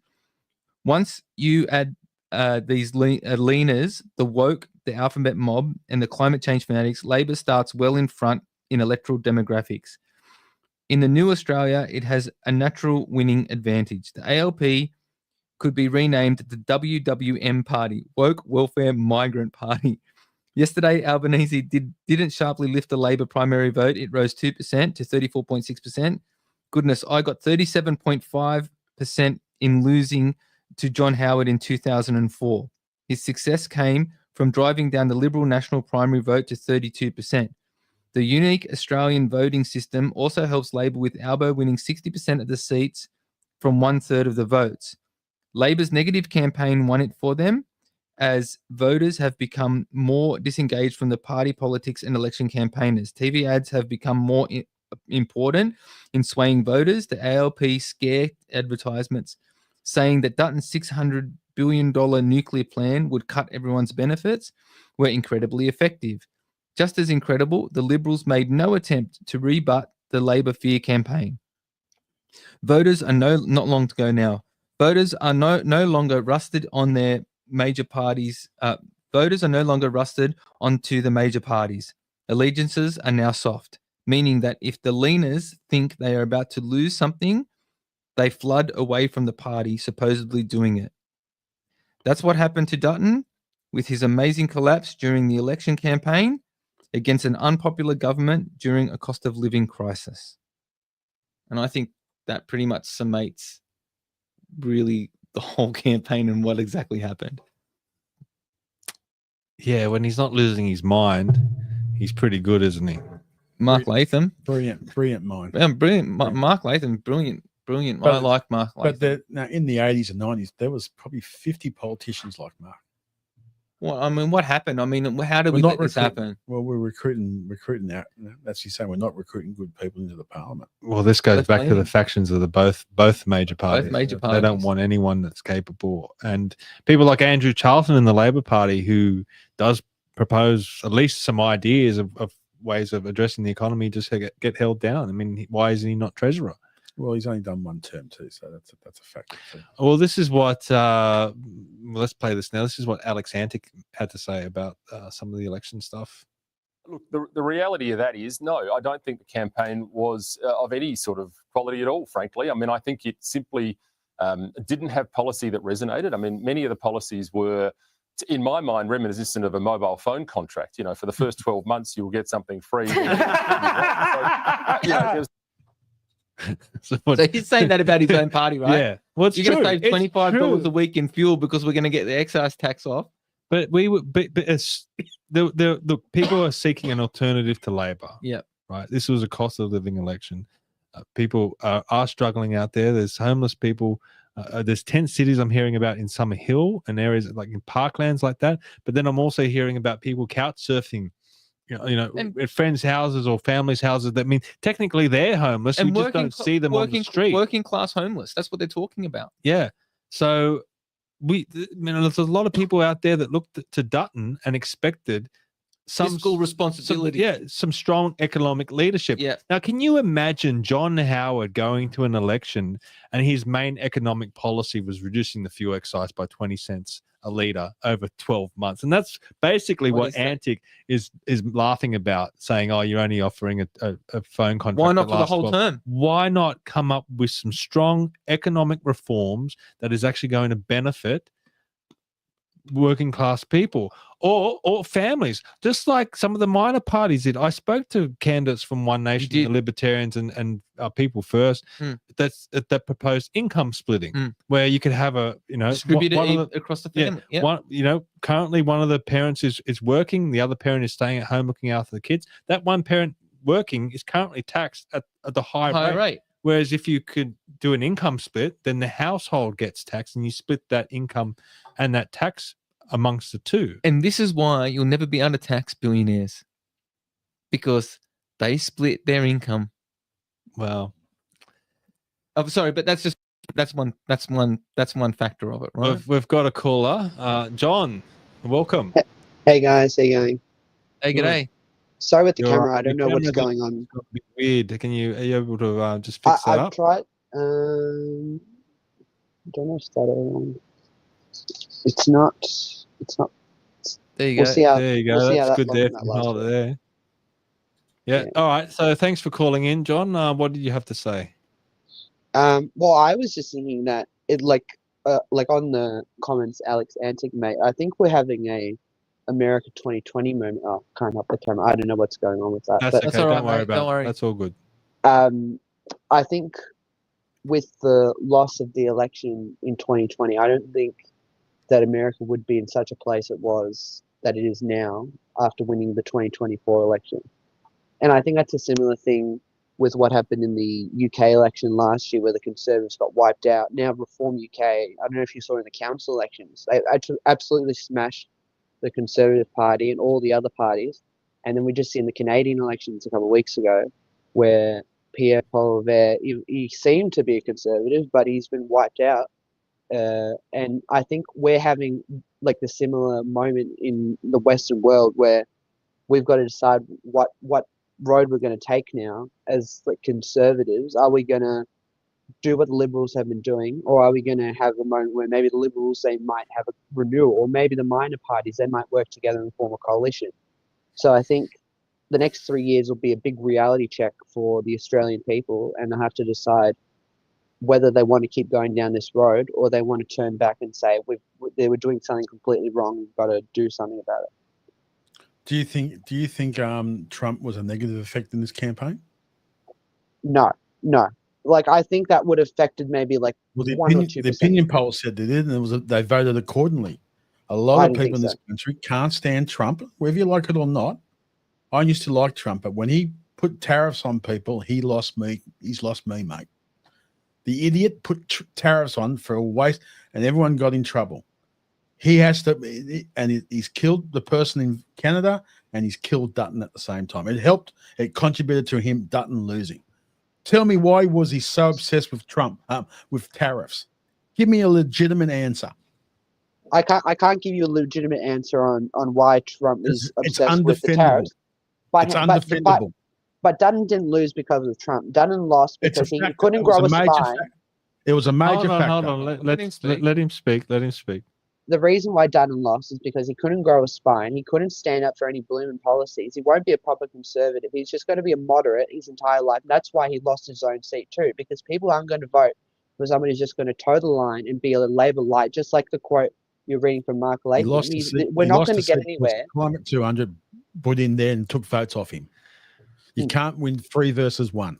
No, Yeah, but I actually lean towards John's side a little bit. I think John's making a good point. I think you are making. I'm just saying point, John. that Trump has made some bad error, one huge bad error. This. I don't think people are that interested. Do you think that anybody? Well, their superannuation counts went down by 15% within a week. But they rebound. They came back up because he backflipped. Yeah, but mate. You know How what? silly is that? Well, the thing is, all right. So what happens when all right? So in superannuation, okay. So they're heavily investing in renewables. When that fails and everyone loses their accounts, the market didn't need to have a tariff on people. I understand that, but what I'm saying is that people might not realize that our superannuation is being invested into renewables. We know that they're going to fail. This was the stock market on the index of the Dow. Trump was talking about tariffs before he was elected. This was part of his campaign. 40 years this ago. is part of his campaign, and now he's in there. What about the tariffs that the Chinese imposed on Australia? 50% for wines and stopped importing wines and all that kind of stuff. Well, would you hear about any of that? Well, but it happened. Yeah, it happened. But what I'm saying is, but you don't hear about any of that. It wasn't right. But you hear, you know, so what Trump's doing, Australia's what Trump's done got well to do. out of the free trade agreements, and then Trump decides to put tariffs on everyone. I don't know. I think there's a bigger silly. plan. But it added to the narrative, and Labor exploited it. Well, but the thing is, like John's been saying, that Dutton didn't have the spine to even rebut it. Even Mark Latham said the same thing, right? There was no rebuttals. Where was their $100,000 advertised campaign saying, well, wait a minute, nuclear power is not going to cost $600 billion. And the thing is, too, we've already invested $1 trillion in renewable stuff. And guess what? In 15 years, you're going to have to spend another $1 trillion to rebuild the stuff because it's going to fall apart. Whereas it could be a $600 billion investment. It's 4% of the grid. Okay, right? And we know that it wasn't never going to be $600 billion. Let's talk about. No, but I'm just saying. But he never went. No, but he never. There was no spine. Let's let John have a comment, mate. You've sparked off some debate here. He's gonna fight me now. He's getting all antsy. Right. I thought I'd just make one more comment. I was on the polling booth only yesterday because I've been so busy with other stuff. But it was funny. I was talking with the. John, which state? I'm in Victoria. I was in the seat of Holt. I was volunteering for Family First. Okay, good. So I was chatting with the One Nation people, and they had earlier in the day they'd been chatting with the legalized cannabis guy, and he said he's a union guy, so that's why he was there. So he's being paid by the unions to be there. So he said he either had to put on Labor or legalized cannabis. Said he put on legalized cannabis above Labor any day of the week. And then supposedly at another point he told One Nation, he said, "It's just between you and me, I actually put One Nation first." Oh, yeah. It's so weird how all of this stuff works. But yeah, there wasn't a lot of. There was one Muslim kid that was volunteering for Labor, and us at the One Nation too, they were trying to convince him all day. And we were like, "Oh, in 15 years, you'll see the results of the way you're voting right now. You think everything's fine. You think immigration's okay. Just wait 15 years." And there was even a lady who said this is the first time that she's not voted Labor ever in her whole life since she's been voting age. She's voted for One Nation for the first time in her whole life. So, I think there's, definitely a waking up. The two-party, major party share only dropped by about 3% this time. But I think every election, it's just going to keep dropping because they're not people I talk to, they're just fed up with both Liberal and Labor because they're the exact same. That life is a circle. I think now this is my personal. I spoke to a politician about that the other day, a senior minister in the Labor government, and he said that maybe in 5 or 7 years' time that people might leave the independents and minor parties and go back to the majors. That's why he said that. He said it's cyclical, and he thinks it'll come back the other way. I think it could come back the other way, but it hasn't gone. It hasn't gone to the minor parties and independents all that much, really. Not in terms of a way to make any change anyway. So, John, when you voted in the Senate, did you voted what the Family First Party told you to vote? No, I didn't know. They put Liberal second, and I voted below the line. I actually numbered all 65 boxes, if you can believe Fair it. Enough. Good on you, mate. But yeah, I put Family First one, and then I think I put a Liberal candidate second, but that's because I knew of him personally, and I knew he was a good candidate. And then I put One Nation third, and then on and on and on. But yeah. So it'll stop at One Nation or go to Liberal. So fair enough. So it won't go past number 3. All right. Well, we better keep going. Thanks for ringing in, John. We appreciate it. Nice talking to you, John. I know we have differences, but Good to talk. Don't worry, I'll punch him in the eye later. Thanks for calling in, John. John, you appreciate it. In my life, no one likes me, so don't worry about it. Oh, Okay. All right. I still like you. Have you listened to us before? Yeah, we've had John on I'm before. John The boy. I'm John the boy. Right, finally. I didn't know that. You never told me that. He's been on before. He's called in before when Richard's been on. Well, I haven't been on with John Martin. I've never seen it. Maybe you went on that one. Nice to meet you, mate. No, honestly. Yeah, you too. Good on you. Thanks for ringing in and stay strong, mate. Cheers, mate. Yeah. Nice talking See to you guys. Very, very good. Yes, the chat is going thick and fast. I can't keep up with all of it. I'm trying to read it and listen at the same time. Sam is cranky. Tony says Sam is cranky pants tonight. You should have seen him yesterday. Look at him shaking his leg. He hasn't stopped shaking. I've had to shuffle over. You should have seen him last weekend. Oh my God, he almost got arrested. Let's not talk about that. Don't talk about that. That wasn't one of my better moments. I apologize. I might as well. No one wants to know, but I apologize profusely. Pauline says, "Great to see younger people getting involved." It yeah, is. We love it when we hear John. And if the link to StreamYard is in the chat, if anyone else has the guts to call in and have their say. Richard is in the. I'm surprised Richard hasn't called in yet.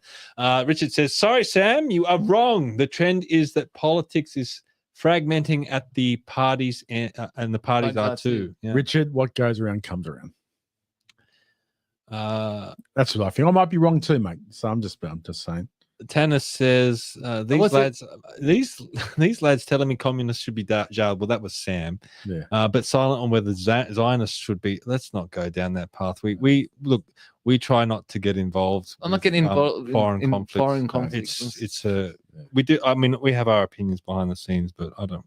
We're not going to. Well, it's nice to see the Greens getting their booted for it. Okay, all right. So bad luck. Sam's sunshine. really firing up. All right. Well, before we get back into the seats, because we're only halfway through the country, and we really need to start moving. Yeah. But this is a theme that has been popping up a lot, and that is where do the Liberals go from here? So this is Alex Antic, and this is what he had to say. I don't. I mean, look, I have a lot of time for some of the personalities inside the minor conservative parties, but I do not believe there is another answer. We've seen it in the United States. The Republican Party is stronger under a stronger conservative leader, and I think the same is true here. People are hardwired to vote red or blue in this country. It's like a game of football. There's only red and blue on the team, on the field, and everyone else is in the stands shouting. What we have to do is make sure that we make the Liberal Party great again. I said it. There we go. So we can make Australia great again, by the way. And no one should have any backlash about that. That's a simple statement. Trump himself said it during the American campaign. Why are they getting stuck into this slogan? Who doesn't want to make America great again? But so what he's really saying is that the Conservatives need to start standing up for themselves. What do you think? I agree, 100%. I think, look, we all would have voted Liberal first if Dutton was strong. If there was a real point of difference between Labor and Liberal, right? I'm not saying how we would have, but I'm just saying in general, right? The people would have voted for the difference.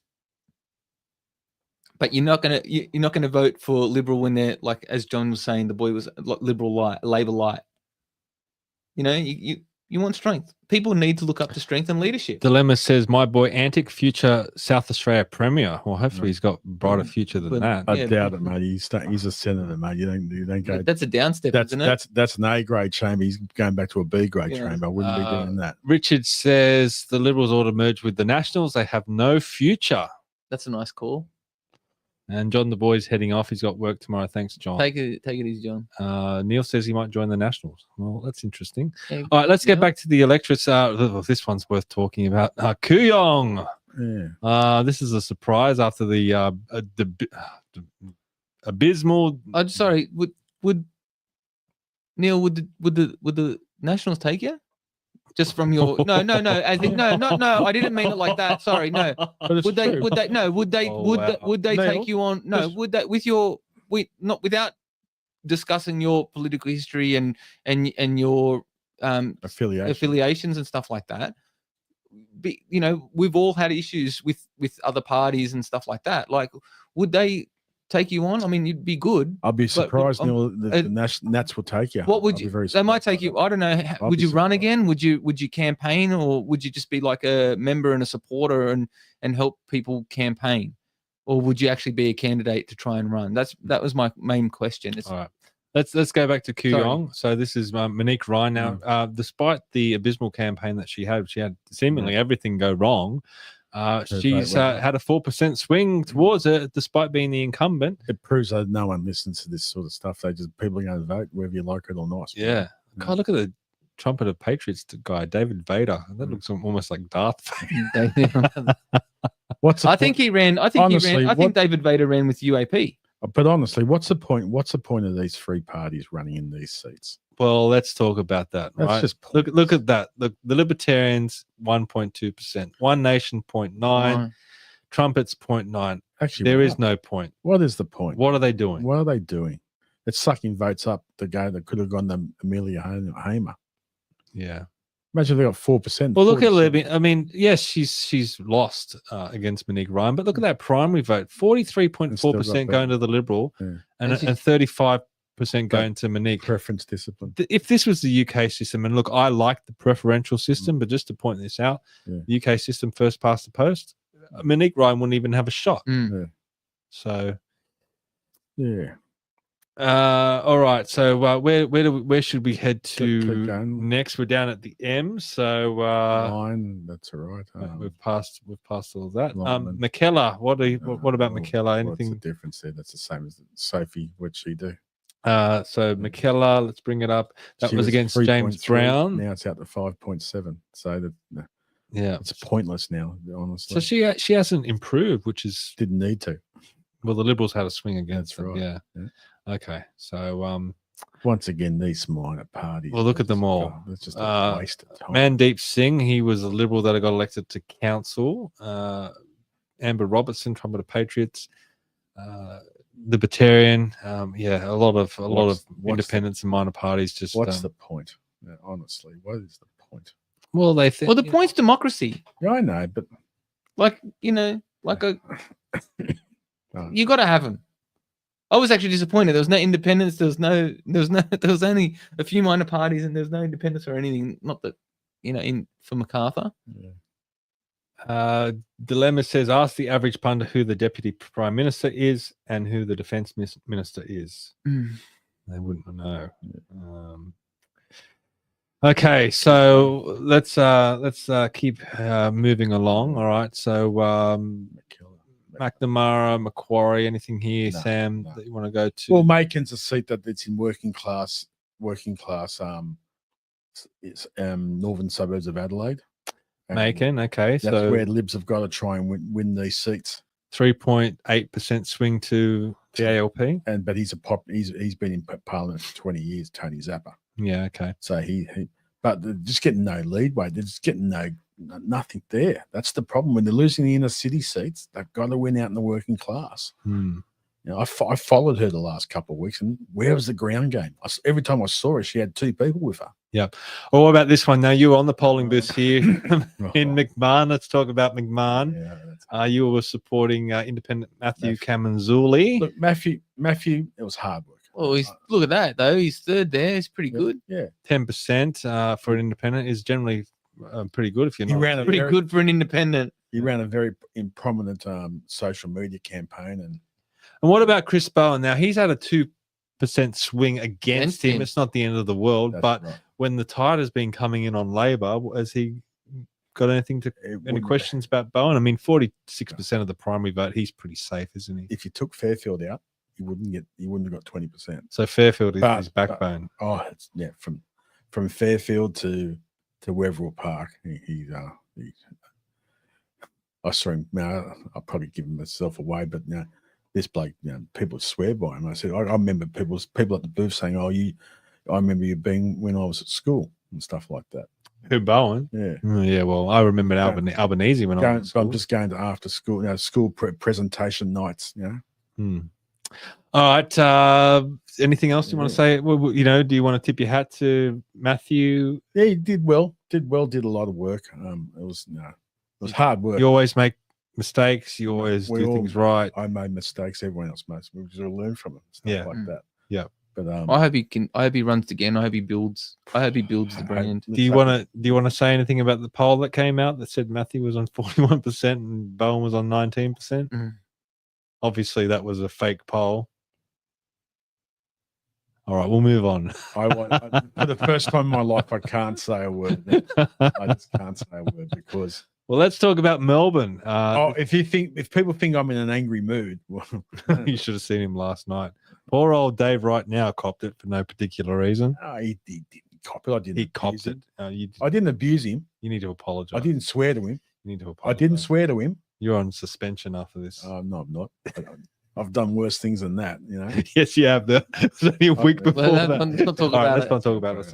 All right, Melbourne. You want to talk about Melbourne? Well, if this is right at this moment, Bant's in trouble. Bant's gone. Ding dong. Well, again, you have to put. I mean, his primary vote is very impressive for a Green, 41%. Yeah, but he got 50. What did he got last time? He got 44. Well, he's had a 3% swing against him primary vote. So I assume. But this is what you're saying. The Liberals preference Labor, so that will get them into ahead. Yeah.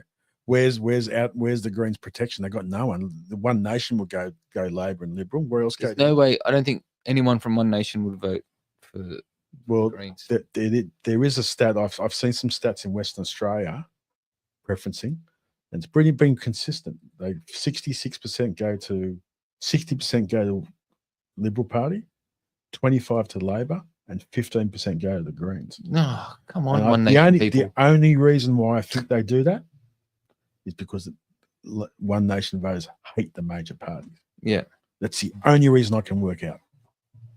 Yeah. Okay. All right. Well, so if that's the case at this moment, what's it? 63% of the vote, and not much changes after that. 63% counter. Why do you think that is when most of the other counts are much higher?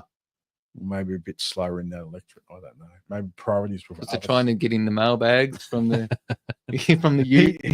Just going back to the parties, where's he going to get votes from? Yeah. Anthony Koutafidis, who was a very famous AFL footballer. Oh, really? He ran? Anthony Koutafidis, yeah. Oh, wow. One Nation's not going to go there. Why did he run as an independent? I don't know. Maybe it was a tactic from the Labor Party. Fusion are left wing. He'll get votes there. He'll get votes from Fusion, yeah. What about who's Tim Smith? I wouldn't know. I could look up, but I didn't want to. Yeah. But he's in trouble there. Well, would 1.9%, 1.6%? Well, it's revenue neutral. It's not going to make any difference. You know, I'm just saying. No, that's what I'm asking. Like, would that help? Would that give? It would help. Would that make him? Could that tilt the scale? No, he's got to get 10%. He's got to find 9%. Yeah. So Bant could be gone. He could be gone. Depends. Is Liberal going to be 60? Does that mean that he's no longer the leader of the Greens if the Greens win Ryan? Well, if he depends. What's happening in Wills? We'll get to Wills later on. Yeah. Okay. All right. Let's. So even the Greens. We're 2 hours in. We're only up to the M's. Can you skip ahead a little bit? Keep going. Menzies. Likely, yeah, that's gone. Now. Monash. Let's do Monash very, very quickly because this is once again, this was a new the independent Deb Leonard's a Teal. Yeah. And Russell Broadbent ran for the sake of running. So Russell Broadbent, who was the incumbent, lost his pre-selection with the Liberals, ran as an independent and got 10%, which is credible. To give credit Russell Broadbent, he did preference Liberal Party before the Teal. Yeah. Okay. On the way out. Yeah. That's probably saved her.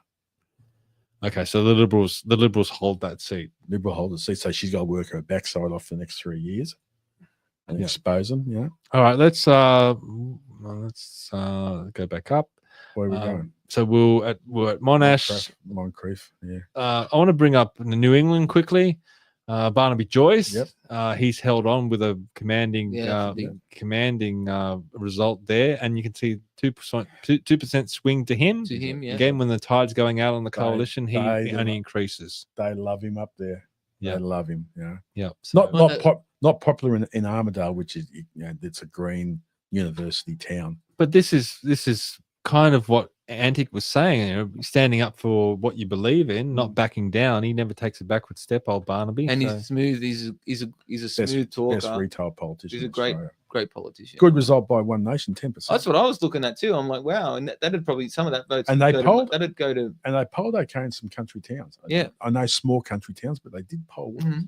Another person that we've had on the show, Kevin Hogan. He's held on as well up in Page. Did the Teal run there? I don't think they did they? I'm not sure. Let's have a look. Not we can see there. It wasn't that many candidates, so yeah, that's good. So another. His vote hasn't gone backwards. It hasn't really gone forward. Well, he's just held. He heavily relies on the seat of the towns of Casino and Grafton. That's hardcore National Party. Yep. Okay. So that was Page. Do we want to talk about Parramatta at all? Because this was one of the seats that the Liberals were saying could be in play. Now the result is the opposite, really. Andrew Charlton, who we mentioned before, he's at an 8%, again, this 8 or 9% figure. He's had an 8.4% swing towards him, primary vote, and that's only, what's the two-party preferred? 9% two-party preferred swing against Katie Mullins, who ran in the state election as well and lost there as well. You'd think that she'd have to almost give it away after the two losses. Well, that's the problem with the factions. If she's run a good campaign, do they blame Dutton or do they blame her? This is the problem with the factions of the Liberal Party. They love sacking people.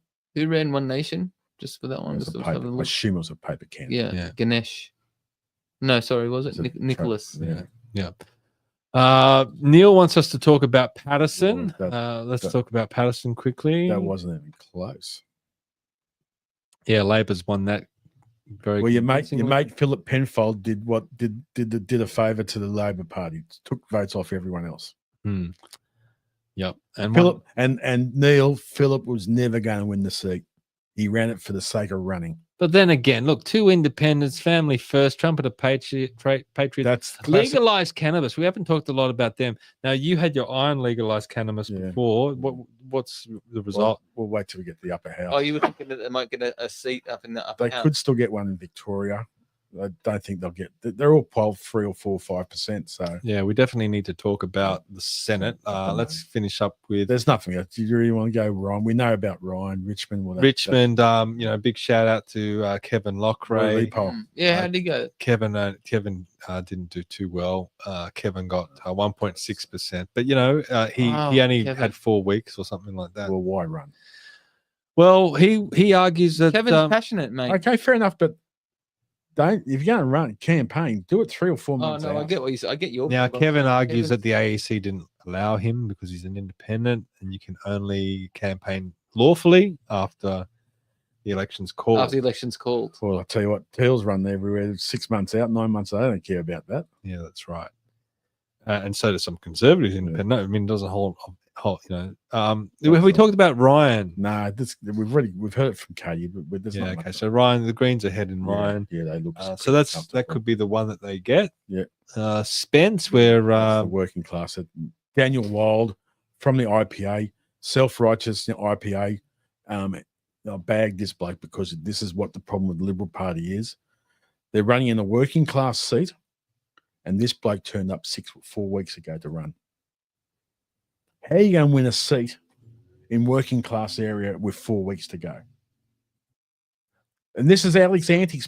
Now, everyone says, "Oh, it's Dutton's fault." This is an Alex Antic. He runs the New South Australian Liberal Party. Yeah. What's he doing campaigning 4 weeks out? Yeah. Well, let's move down. You think that they just because they rely on? Well, Wannen's one of the success. That was a half. He stayed off the Teal. Okay, so Wannon. Because they all thought, they thought he would lose the seat. It's 3 months ago. Yeah, but he's held his ground. He's held his vote. Held his primary vote. 13% swing to the Teal though. Yeah, but because the Labor and the Greens are run dead. Okay, but that's come off Labor. Yeah, and Labor and where else? Where's the Green? Off the Green. Green's run dead. So well, that makes sense because he's held. So yeah, that's right. But then again, it's family first, trumpeter patriots, all these. But country people a bit more smarter than city people. Well, they might know how to preference. If they're going to, they might not like Teals down that way. Yeah. All right. But they're small. They'll be tighter knit. There'll be more communication around the campfire. Farmers going to the pubs and this bloke's running. Yeah, and there could be the windmills. Those windmills on off can affect their land. That's right. Yeah. So they can band together. Yeah. Pauline says Dan Tehan has put his hat in the ring for leader, apparently. Fair enough. What do you think about that? What can you do? Someone's got to lead. Someone's got to. Yeah, that's right. A bit closer to home for me for you, and Zali for Sam. Zali Stegel. She's up there again. I'm surprised. I thought she'd get to 45. That's my opinion. She hasn't had a huge increase in the primary vote, which Labor Party went up. Labor Party vote went up. Now that I'm pretty sure she did have a swing. It must have come back in. Maybe this is adjusted because of the redistribution. Maybe some of those spots where that were in previously in North Sydney weren't as high as what she had in, say, in Killarney Heights. Yeah, but the Liberals have still gone backwards. 2%. That's probably compared to other seats. She's probably done okay. Jamie Rogers was on the ground a lot from what I saw. It's just not registering. It's almost gone now. And then again, the minor parties until Stegel retires. Yeah, David Spratt, who I had on the show, 1%. What did he poll? 1%, 1,000 votes almost. So. What a One Nation poll? 1.6. Yeah. Oh, well, you did better than him. that was the ones I was looking at. I'm like, I hope I do better than. I do have to admit that. Graham says, "Let's be realistic. The Liberals are so disjointed. They actually thought they were in a race with a three-legged horse. People know when politicians are disingenuous." Graham says the Libs need to actually align with the electorate. They're so torn apart by their own internal factions. When you go within the Liberal Party, you see that they're so internally focused. They don't look at Labor, they don't look at the Greens, they don't look at any of the parties, and they don't look at the policies and what they can provide for the Australian people. They're just so torn apart by these factions. They'd rather shit on themselves. Yeah, they'd rather bite their own nose off to spite their face. You know, you hear some factional warlords, as we know. And they rather I can tell some stories, but I can't. But I'm just saying there are some places I've heard. I just don't know what's going on. Now let's talk about Watson. Well, this is the other Muslim. Yes, so 15%. So what do you think? I mean, Labor's held on, but 5% swing against Tony Burke. It wouldn't worry him about that. The thing is, what they've done is they've fractionalised the Muslim vote. They had that Jared Riffy. Saying that let's defend Labor, So it's not been, you know what I mean? Just hasn't come together as one. Vanessa Hadichi, which I had on I think it was last week. She's probably polled the best of the Libertarians around the I haven't seen any higher Libertarians. So she speaks well too. Yeah. So where'd they find her? Well, she was former UAP. Oh, okay, fair enough. Yeah, so good on Vanessa. But I guess that's what we should talk about, the Libertarians. And this is Werriwa. We haven't talked about the Libertarians. We're going to have some fun with this. Werriwa. Now, this was an interesting seat in 2022 when you added up the three parties, One Nation, the Liberal Democrats, which are now the Libertarians, and the UAP. They had 23% share of the vote. This time around, it wasn't that at all.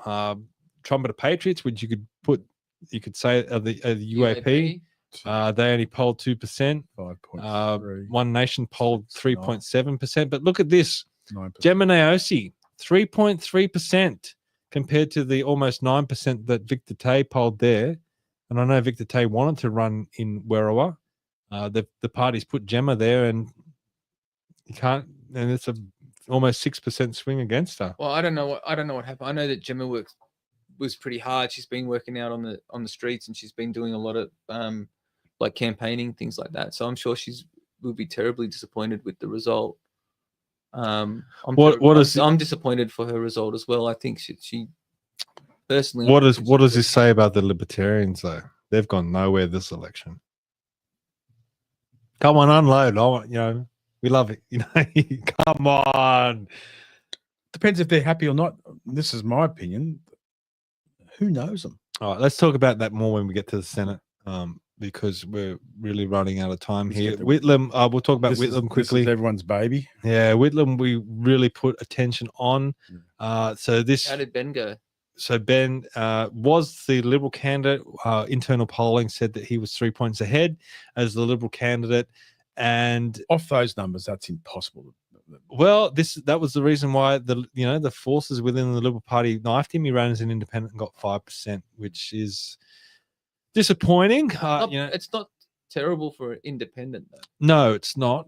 He definitely had attention on him. One Nation's poll Sharon 7%, went 7.5, and the Greens 12%. Jamie Dixon, he's reasonable, good guy. As far as Greens candidates go, Yeah. He's probably one of the nicest. Probably should be leading the bloody Greens party, to be honest. You might actually be able to have a proper conversation with the guy. But what about that Carol Berry? This offshore wind project, it hasn't really played out in the votes. But is it more because they put Nathaniel Smith there? Now, I was talking to some people down in Whitlam.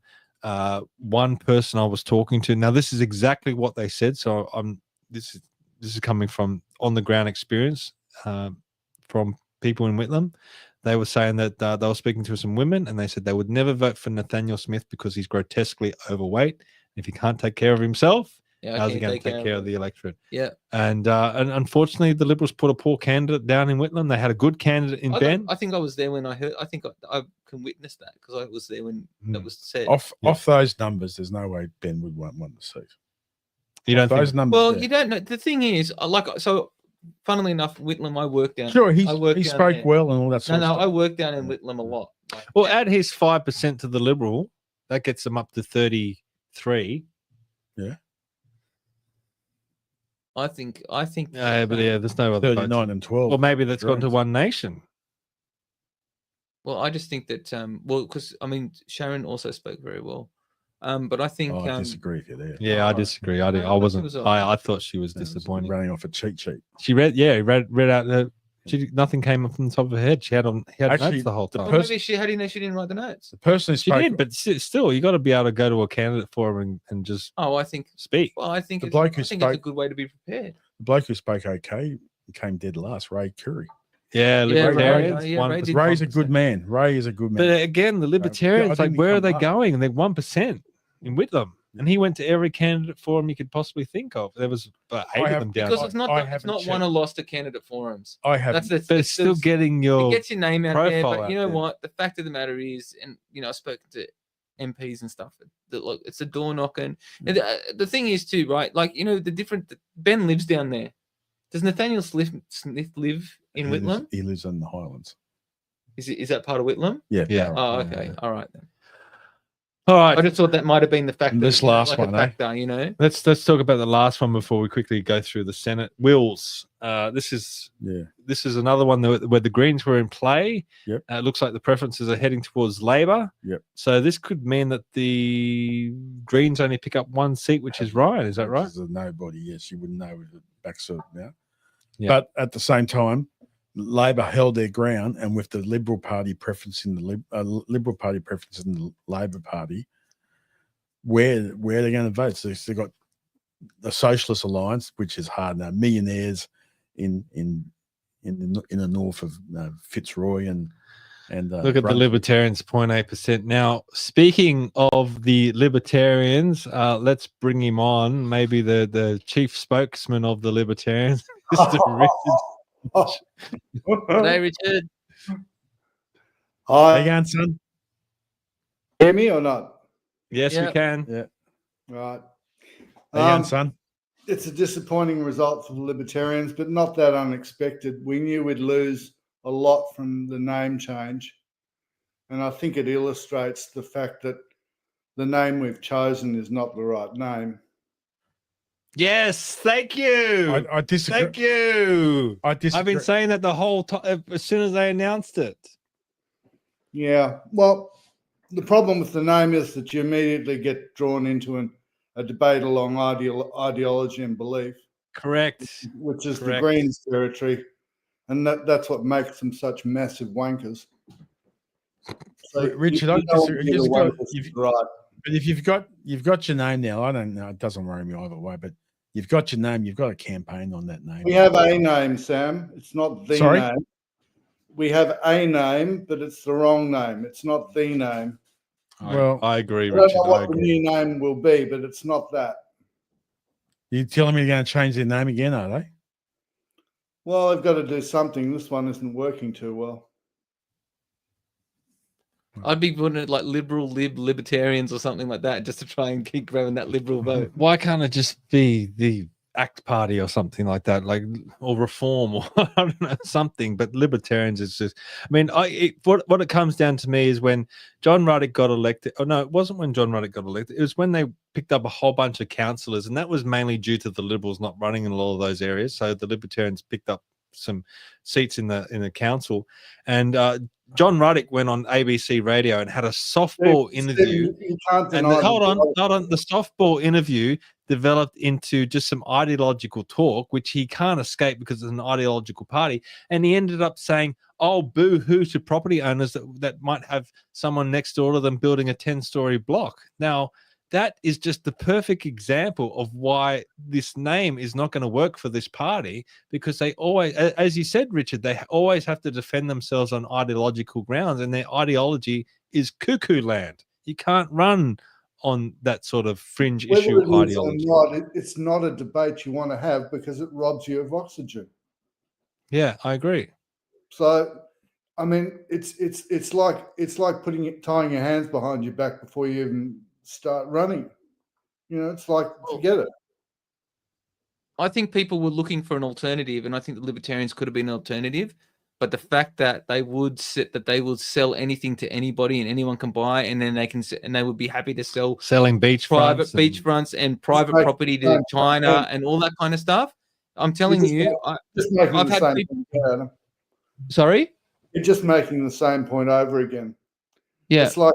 Of course we are, Richard. Yeah. This is the issue, but these are the points. But so you're talking about ideology, and then with the whole, and it is part of the libertarian ideology. I get that, but people on the street don't look at it like us through ideologies, like through what it is, as a bit less educated, say in politics, and go, well, we don't want private entities around the world being able to buy all our private land and all our houses and stuff like that. It's not talking about what the people want to talk about. So it's talking about some intellectual, ideological belief, one way or the other. It's a waste of time. Yeah. Now tell me this, Richard. We had you on obviously you've been on the show a lot, and you were saying that the Teals were going to go backwards. They were going to lose Goldstein. They're going to lose Kooyong. They're going to lose Curtin.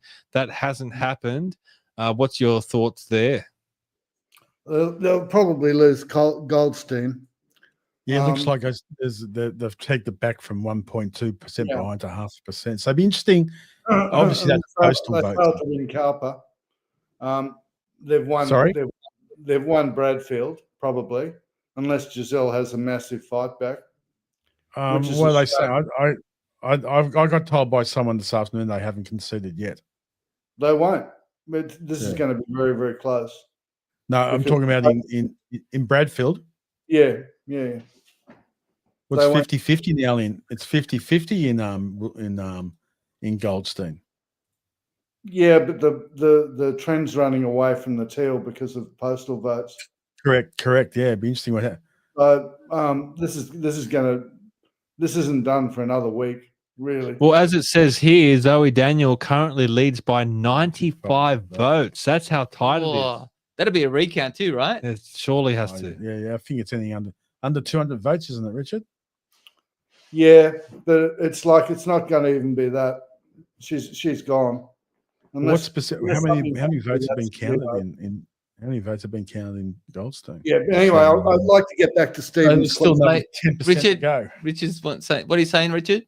I'd still like to get back to Stephen's initial question about my predictions. Well, Monique Ryan did everything she could to lose, and the Liberals weren't good enough to beat her. And the same thing probably applies in Curtin. It's like the Liberals did everything they could to lose this election, and you can hang the stinking cat around the necks of Chris Stone and Andrew Hurst, who ran the campaign. In contrast to Paul Erickson, who ran a really good campaign, or an effective campaign. It was evil, but it was effective. That's right.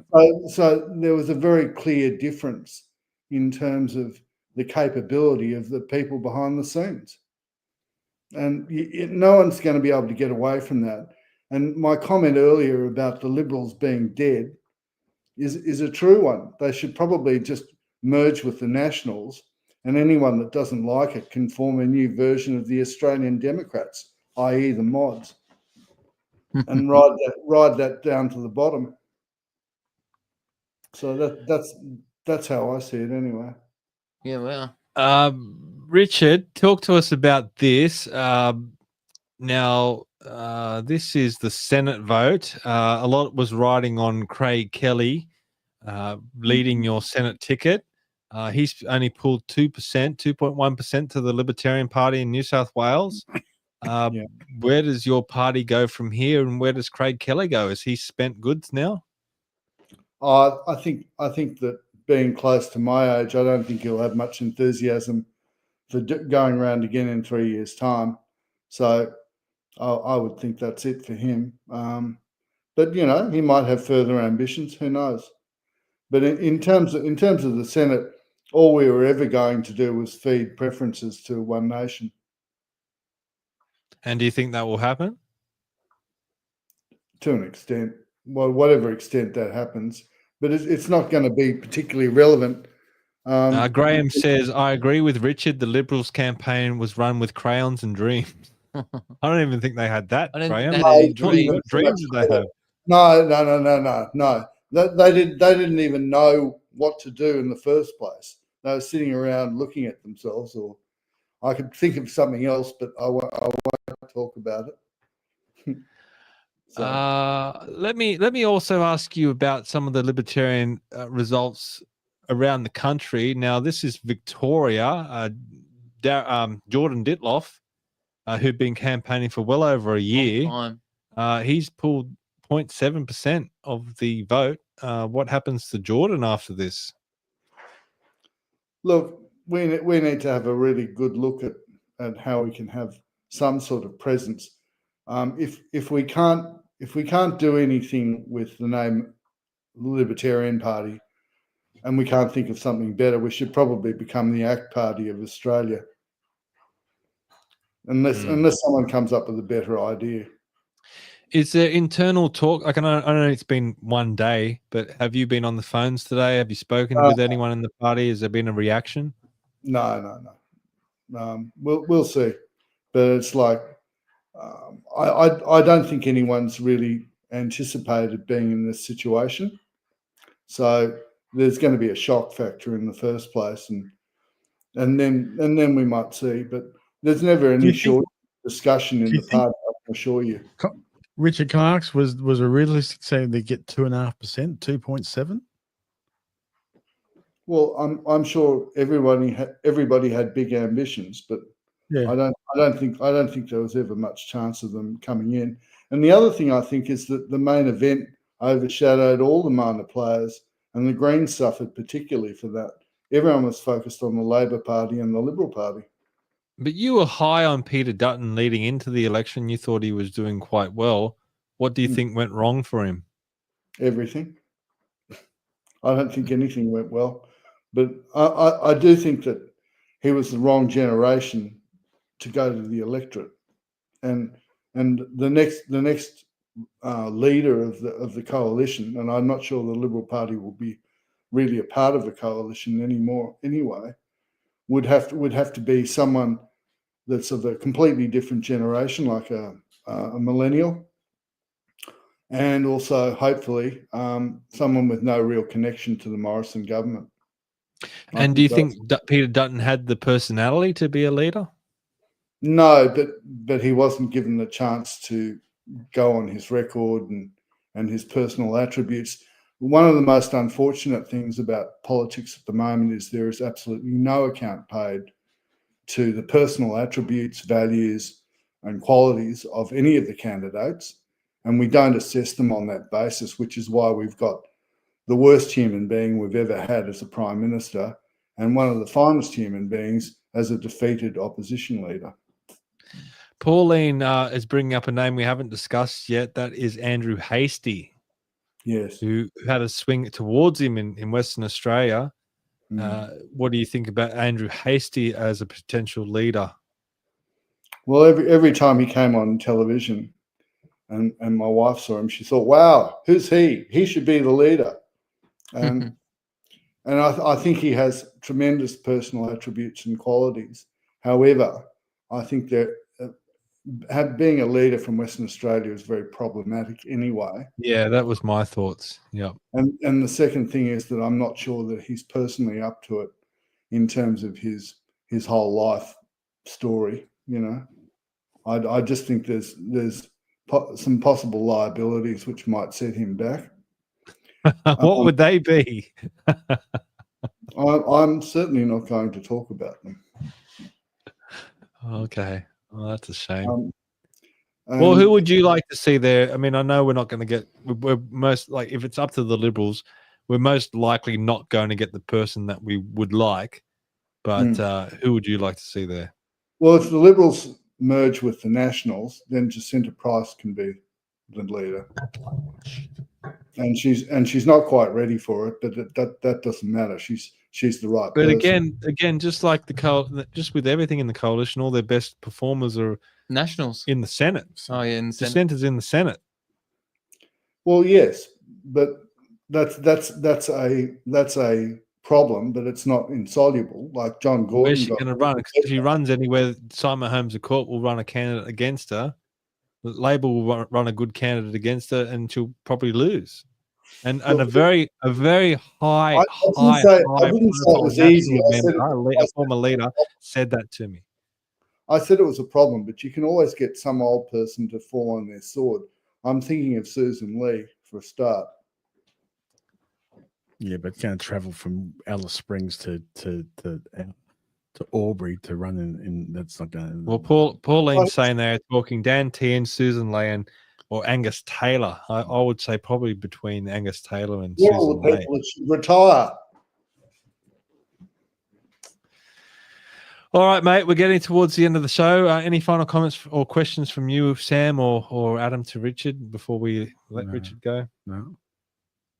Did you enjoy yourself this election, Richard? I can't say I did. It was an honour to serve with Matthew, and maybe he will be able to produce something that will be of value from this. I don't know. I hope so. But it was the dirtiest campaign I've ever been involved in, with the highest level of lies. Like, I had to listen on the last day to a Labor campaigner talking about saving Medicare. And it's like, how can you save something that's just had bipartisan agreement to have an increase of funding of $9 billion from both parties? How the hell can you save something like that? And who would buy Medicare? Well, it's not for sale. And it's also flushed with funds from both sides. So how the hell could he say, save Medicare, vote to save Medicare? Big lies. This is the level of debate that we've descended to, where people tell out and out, barefaced lies and expect some sort of good result. Okay, mate. All the best, and we'll talk to you soon, okay? All right. Thanks for calling, Rich. Thanks, mate. And if anyone does want to call in, just like our callers tonight, you can hit the link to StreamYard, which is in the chat. Just go and find it in the chat, and you can call in and have your say. We are at the very end. This is longer than we thought we would go, but I suppose a federal election is worth talking about and going through all the results. So let's finish off by going through the Senate now. We've had a lot of callers in, and we've had a lot of comments. That's right. So it's been really good. It's been a great show. Very interactive show. Great.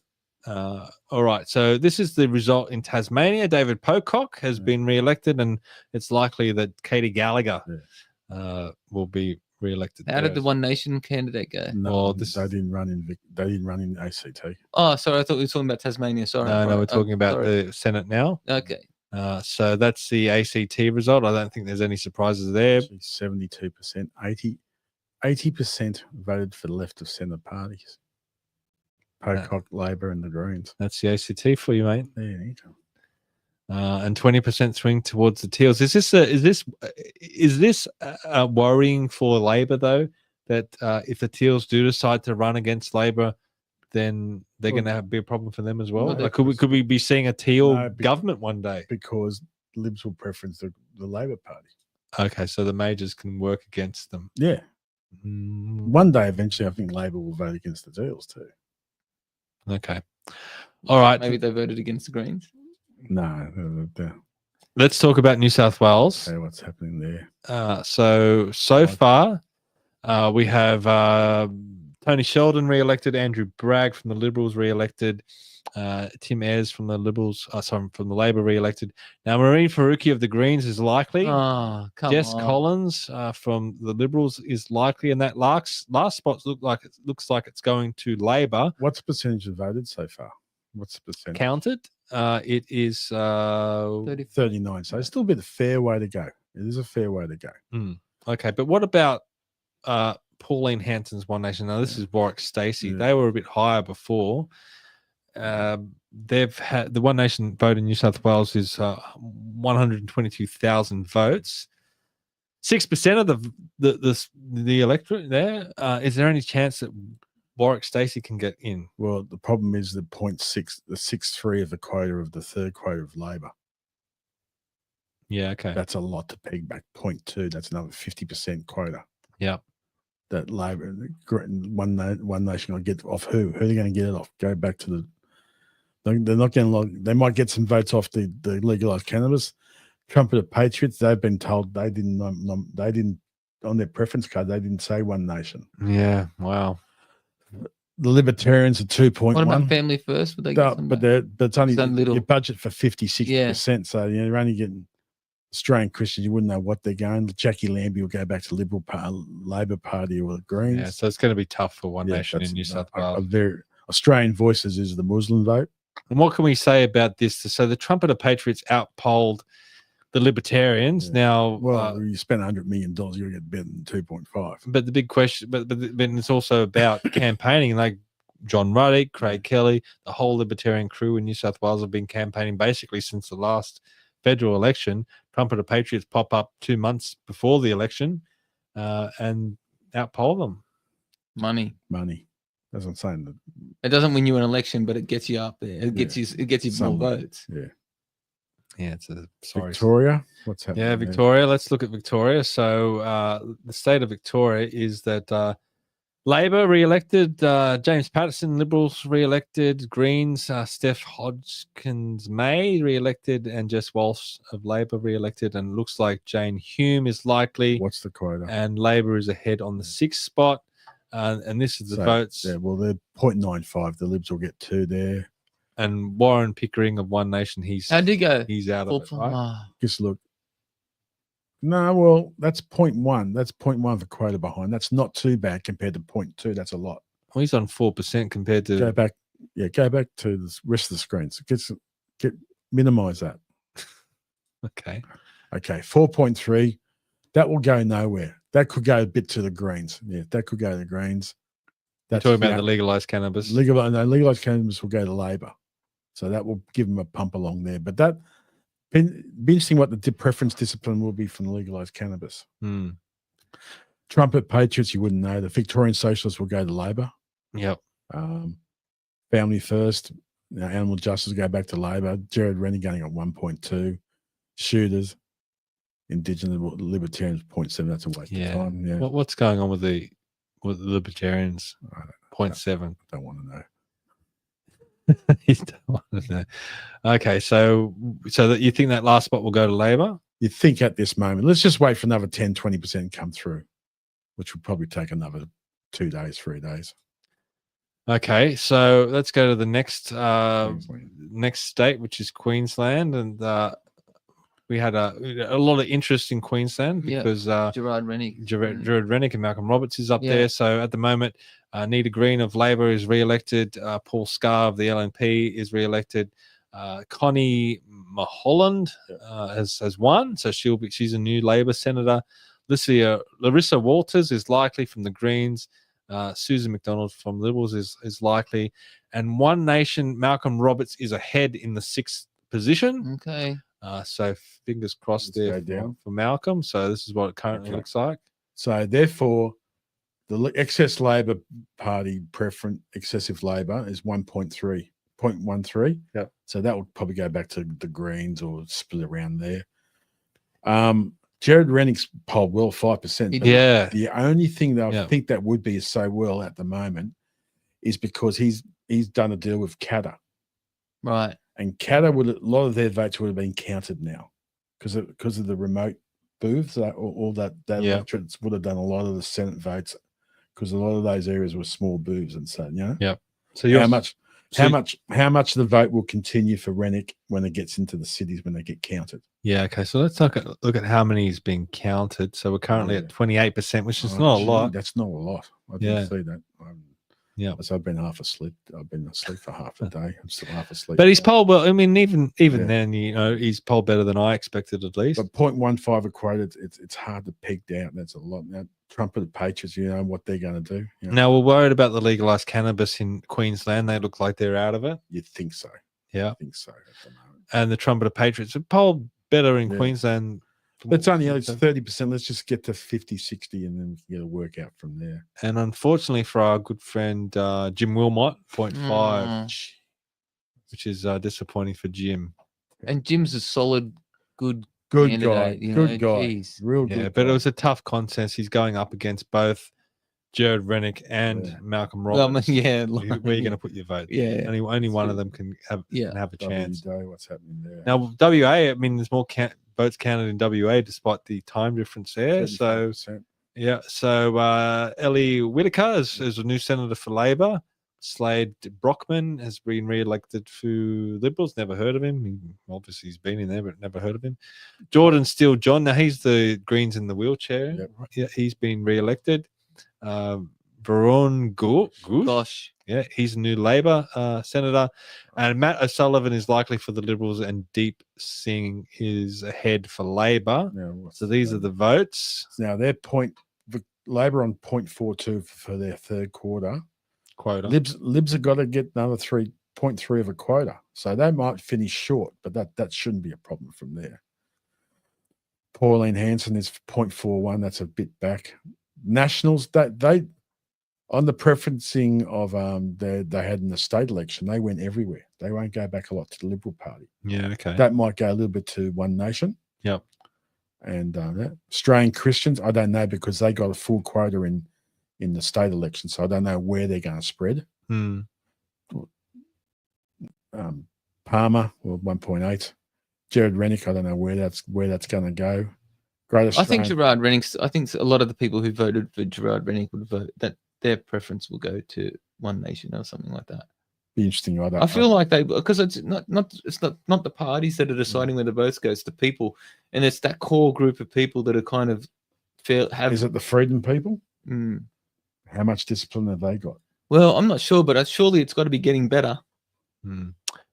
Okay, South Australia. Let's have a look at that. So, Labor re-elected Miralee Smith, Alex Antic from the Liberal Party re-elected, Sarah Hanson-Young re-elected again. The Greens, Karen Grogan from Labor re-elected, and Anne Ruston is likely from the Liberals, and Charlotte Walker is likely from Labor.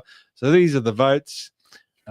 Pauline Hanson's vote there, 5.3. Are you surprised at that? Are you disappointed? I thought they might have polled a bit better. I thought they would have polled a lot better. But the problem is they were on the wrong. South Australia. Well, this is her mum, Jennifer Gane. Oh, yeah. Yeah. The only thing is they were right at the end of the other side of the ticket. That's the only excuse. But 5.3, that's an improvement. Is that an improvement? It's improved by 1.34%. For Sarah, for the state election, that will give them another upper house role. If they get 5% in the state election in 12 months' time, they get 2. No, they'll get 1 because you need 10%, but 9.9%. Okay, all right. Half 0.6 of a quota will get her. So, anything interesting here for you in South Australia? Jackie Lambie's strain, because that's Rex Patrick. Yeah. So he won't get much. I don't think he'll get elected. Yeah. Okay. Highly unlikely. But where they're getting, go back to the other screen. Okay. Now, where's the excessive quota? That will go to Labor. That could go. Lambie's votes will go to Labor. Okay. Yeah. That will consolidate their third spot. So But so you that's don't what know the Senate's all about. It's all about getting into these quotas, Yeah, right? that's right. Yeah, so it's about 14%. That's right. So that's that number So- at the end, that 2.63, 1.78. That's how many quotas they've got. Pauline can't get much there because Trump and the Patriots, you don't know what they're going to do. They haven't. You know? Jackie Lambie will go family first. Well, you don't know where they're going to go. Jared Rennick's only 1.3 to carry anything. What else is there? Go down. Libertarian, well, it's only 1%. It's not going to. Libertarians got smashed everywhere. And they got the donkey vote. It's almost like they didn't even exist. They got the donkey vote. They were on the left-hand side. They talk a big game, don't they? They National. talk a real big game. They talk about becoming the next Greens. And NT, what's happening there? yeah, so Northern Territory. So this is another territory, so only 2 there. Labor likely, and the Country Liberal Party, that's Jacinta Nampijinpa Price. What's the likely. quota? That's safe for Jacinta. That One Nation poll 9%. Who was their candidate? Cannabis. Darren Nugent. I wouldn't know if it. So that will go straight to Jacinta. That's a pretty open cut. That's probably. And how many votes so far in that? They have 17% counted. They'll get to 50%. They know, and half of them don't. And that's, you would think that's because they got such remote booths. True. Yep. Yeah. That's right. Why they haven't counted so many. Yeah. And the last one, Tasmania. Tasmania will be interesting as well. So where we're currently at with Tasmania is Carol Brown from Labor re-elected, Claire Chandler from the Liberals re-elected, Nick McKim re-elected for the Greens, Richard Dowling has won for Labor, a new senator there. Richard Mansell Colbeck is ahead for the Liberals, and Jackie Lambie ahead in the 6th spot. So let's look at the breakdown. I was going to say, where's One Nation's? Because I thought Pauline Hanson's daughter ran. Yeah, so Lee Hansen there, Yeah. 5.5%. Now, Jackie Lambie is ahead of One Nation. So now the problem with that one is Greens have got an excess quota of 0.24. Yeah. Now, will that go to Jackie Lambie Yeah, or does it go to probably. the Labor Party? And with their preference discipline, go back to the other screen. Yes, boss. Cannabis, that will go spread everywhere. I think Patriots will Trump. You wouldn't know what he's going. Shooters could get back to One Nation, and Justice will go to Labor or the Greens. Labor, well, 0.5. Who gives us sustainable? That will spread more to the Green or Lambie. So I think at this moment, what's the how many people voted? 51%. It's a fair count, so that's a fair way in. That won't change much, I think. But once again, Pauline Hanson's daughter only started campaigning 3 or 4 weeks ago. Yeah, I don't know why she didn't run earlier. You just can't run at 5 to 12. You just can't. People aren't stupid. You know? Yeah. All right. Okay. I think that's pretty much everything that we wanted to cover, apart from maybe you guys want to tell me who do the Liberals pick as their next leader? It's a mess. They go Susan Leo. I think it will either be Susan Leo or Angus Taylor. But I don't think either of them are up for it. But apparently Angus Taylor has really hurt Dutton's campaign as well. Did he do it He deliberately? didn't do anything. Oh no, I mean, he's the shadow treasurer. Yeah, but apparently the cost of living election. Yeah, and he said nothing. Nothing. That's right. So apparently there was a lot. Apparently, is there an outsider? Is there potentially a dark horse that can come out of nowhere? Is there anyone that's floating around in your minds that you'd like to see? No.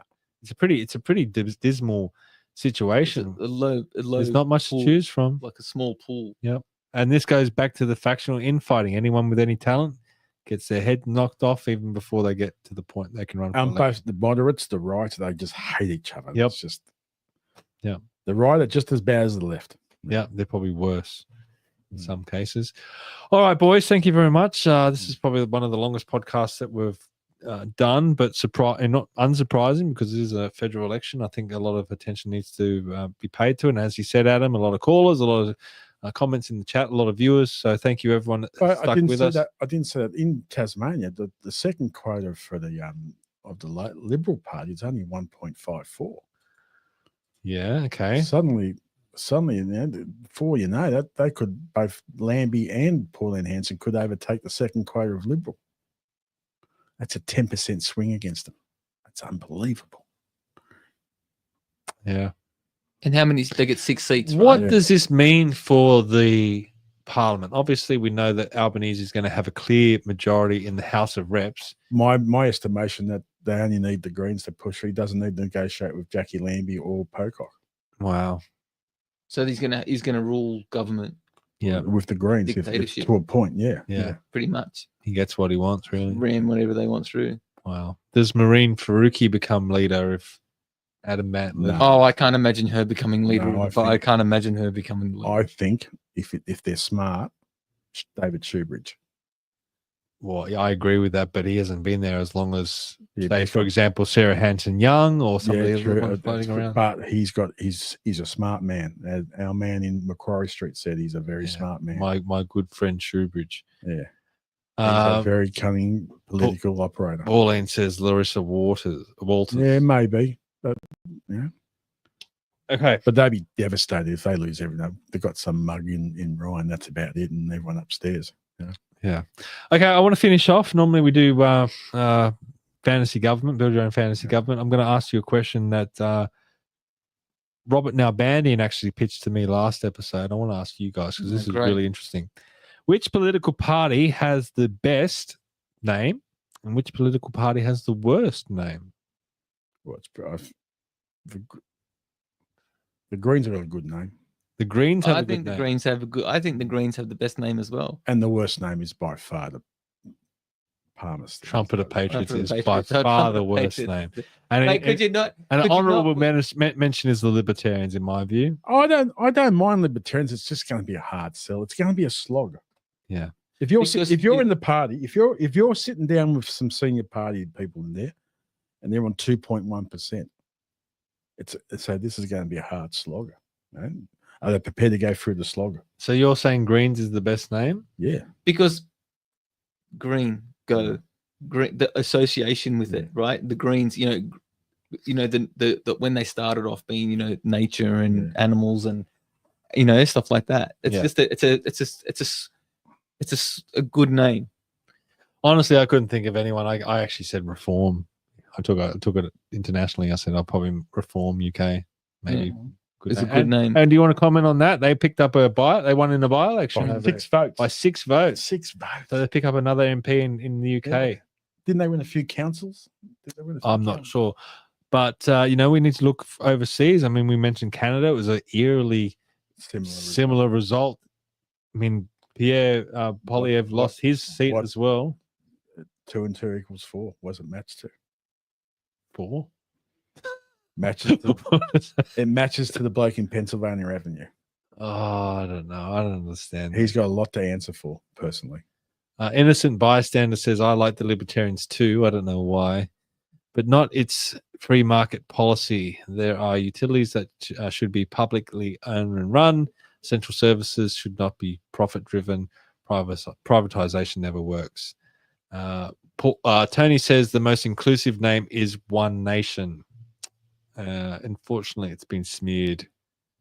I do see where Tony's coming from. It is a great party name, but the problem is it's tainted. Yep. But the vote has gone up again. Well, it's good. I want them to keep. Yeah, but I think that's more just disaffected Liberals not knowing who the hell to vote for. Well, there's no alternative. But that vote went on. I think some Liberals voted Labor. Well, obviously it's gone that way. Yeah. All right, everyone. Thank you for sticking with us. This has been fun. It's been enjoyable as always. Thank you, Adam, for hosting us in the Fishbowl again. It's all good. We're gonna thank you for being back on the show. I know you've been incredibly busy lately. Oh, it's all right. Thanks for having me. It's been good to see you again. Yeah, it's have you always back fun. on. We've come a long way in 3 years. We've done a lot. So gone for another election cycle. Another election cycle. Disappointed again. Graham says the Libertarians would do better with the name Small Government Party. Yeah. Tax Reform Party. That reminds me of the Low Tax Party. The Liberal that went up against Albanese and Grain. Like his name was Smallbone. Unlucky. That's the first Unlucky ever. But yeah, if you want to follow us, please head to commandingthenarrative.com. Everything that we do is up on Commanding the Narrative. just head to the website, hit the sign up button in the top right hand corner, and you get the weekly newsletter. You can keep up to date with all the podcasts, all the articles, and all the events coming up. Hopefully we can start doing a lot more events because it's fun and it's a way of expanding our reach and expanding our name. So please head there. And most importantly, I think this is probably the most important thing to come out of the election. We don't need to rely on these parties anymore. We need to maybe start our own movements, our own people's movement. So please head to australiansforbetter.com, sign up to be a member, help grow our movement. If you can donate, that would be fantastic as well. The more resources and members that we get from people like yourself sitting at home, caring about this country and wanting to do something, the stronger that our movement will be. And if you are in Sydney, please come along to our fundraiser on Sunday the 25th. It starts at noon. It's going to be a great day. A lot of prizes on offer. We've got some great prizes I'll be announcing hopefully next week that you can come along and win if you join the raffle. So it's not going to be just political talk. There's going to be some music and entertainment there. So it should be a great day. Hopefully we get a decent crowd come along because we need to really build up Australia's better government. I think it is an important movement. I think it's important too. I'm not saying that just because I'm the president of the group. I really do believe in it, and hopefully, we don't have to wait for the next election to do something. We can do something now. We can do something right now moving forward, and Australians for Better Government is a way of doing that. So thank you for everyone who has watched tonight. Much appreciated. Thank you, gentlemen, and we'll see you all next time. Bye-bye. See ya.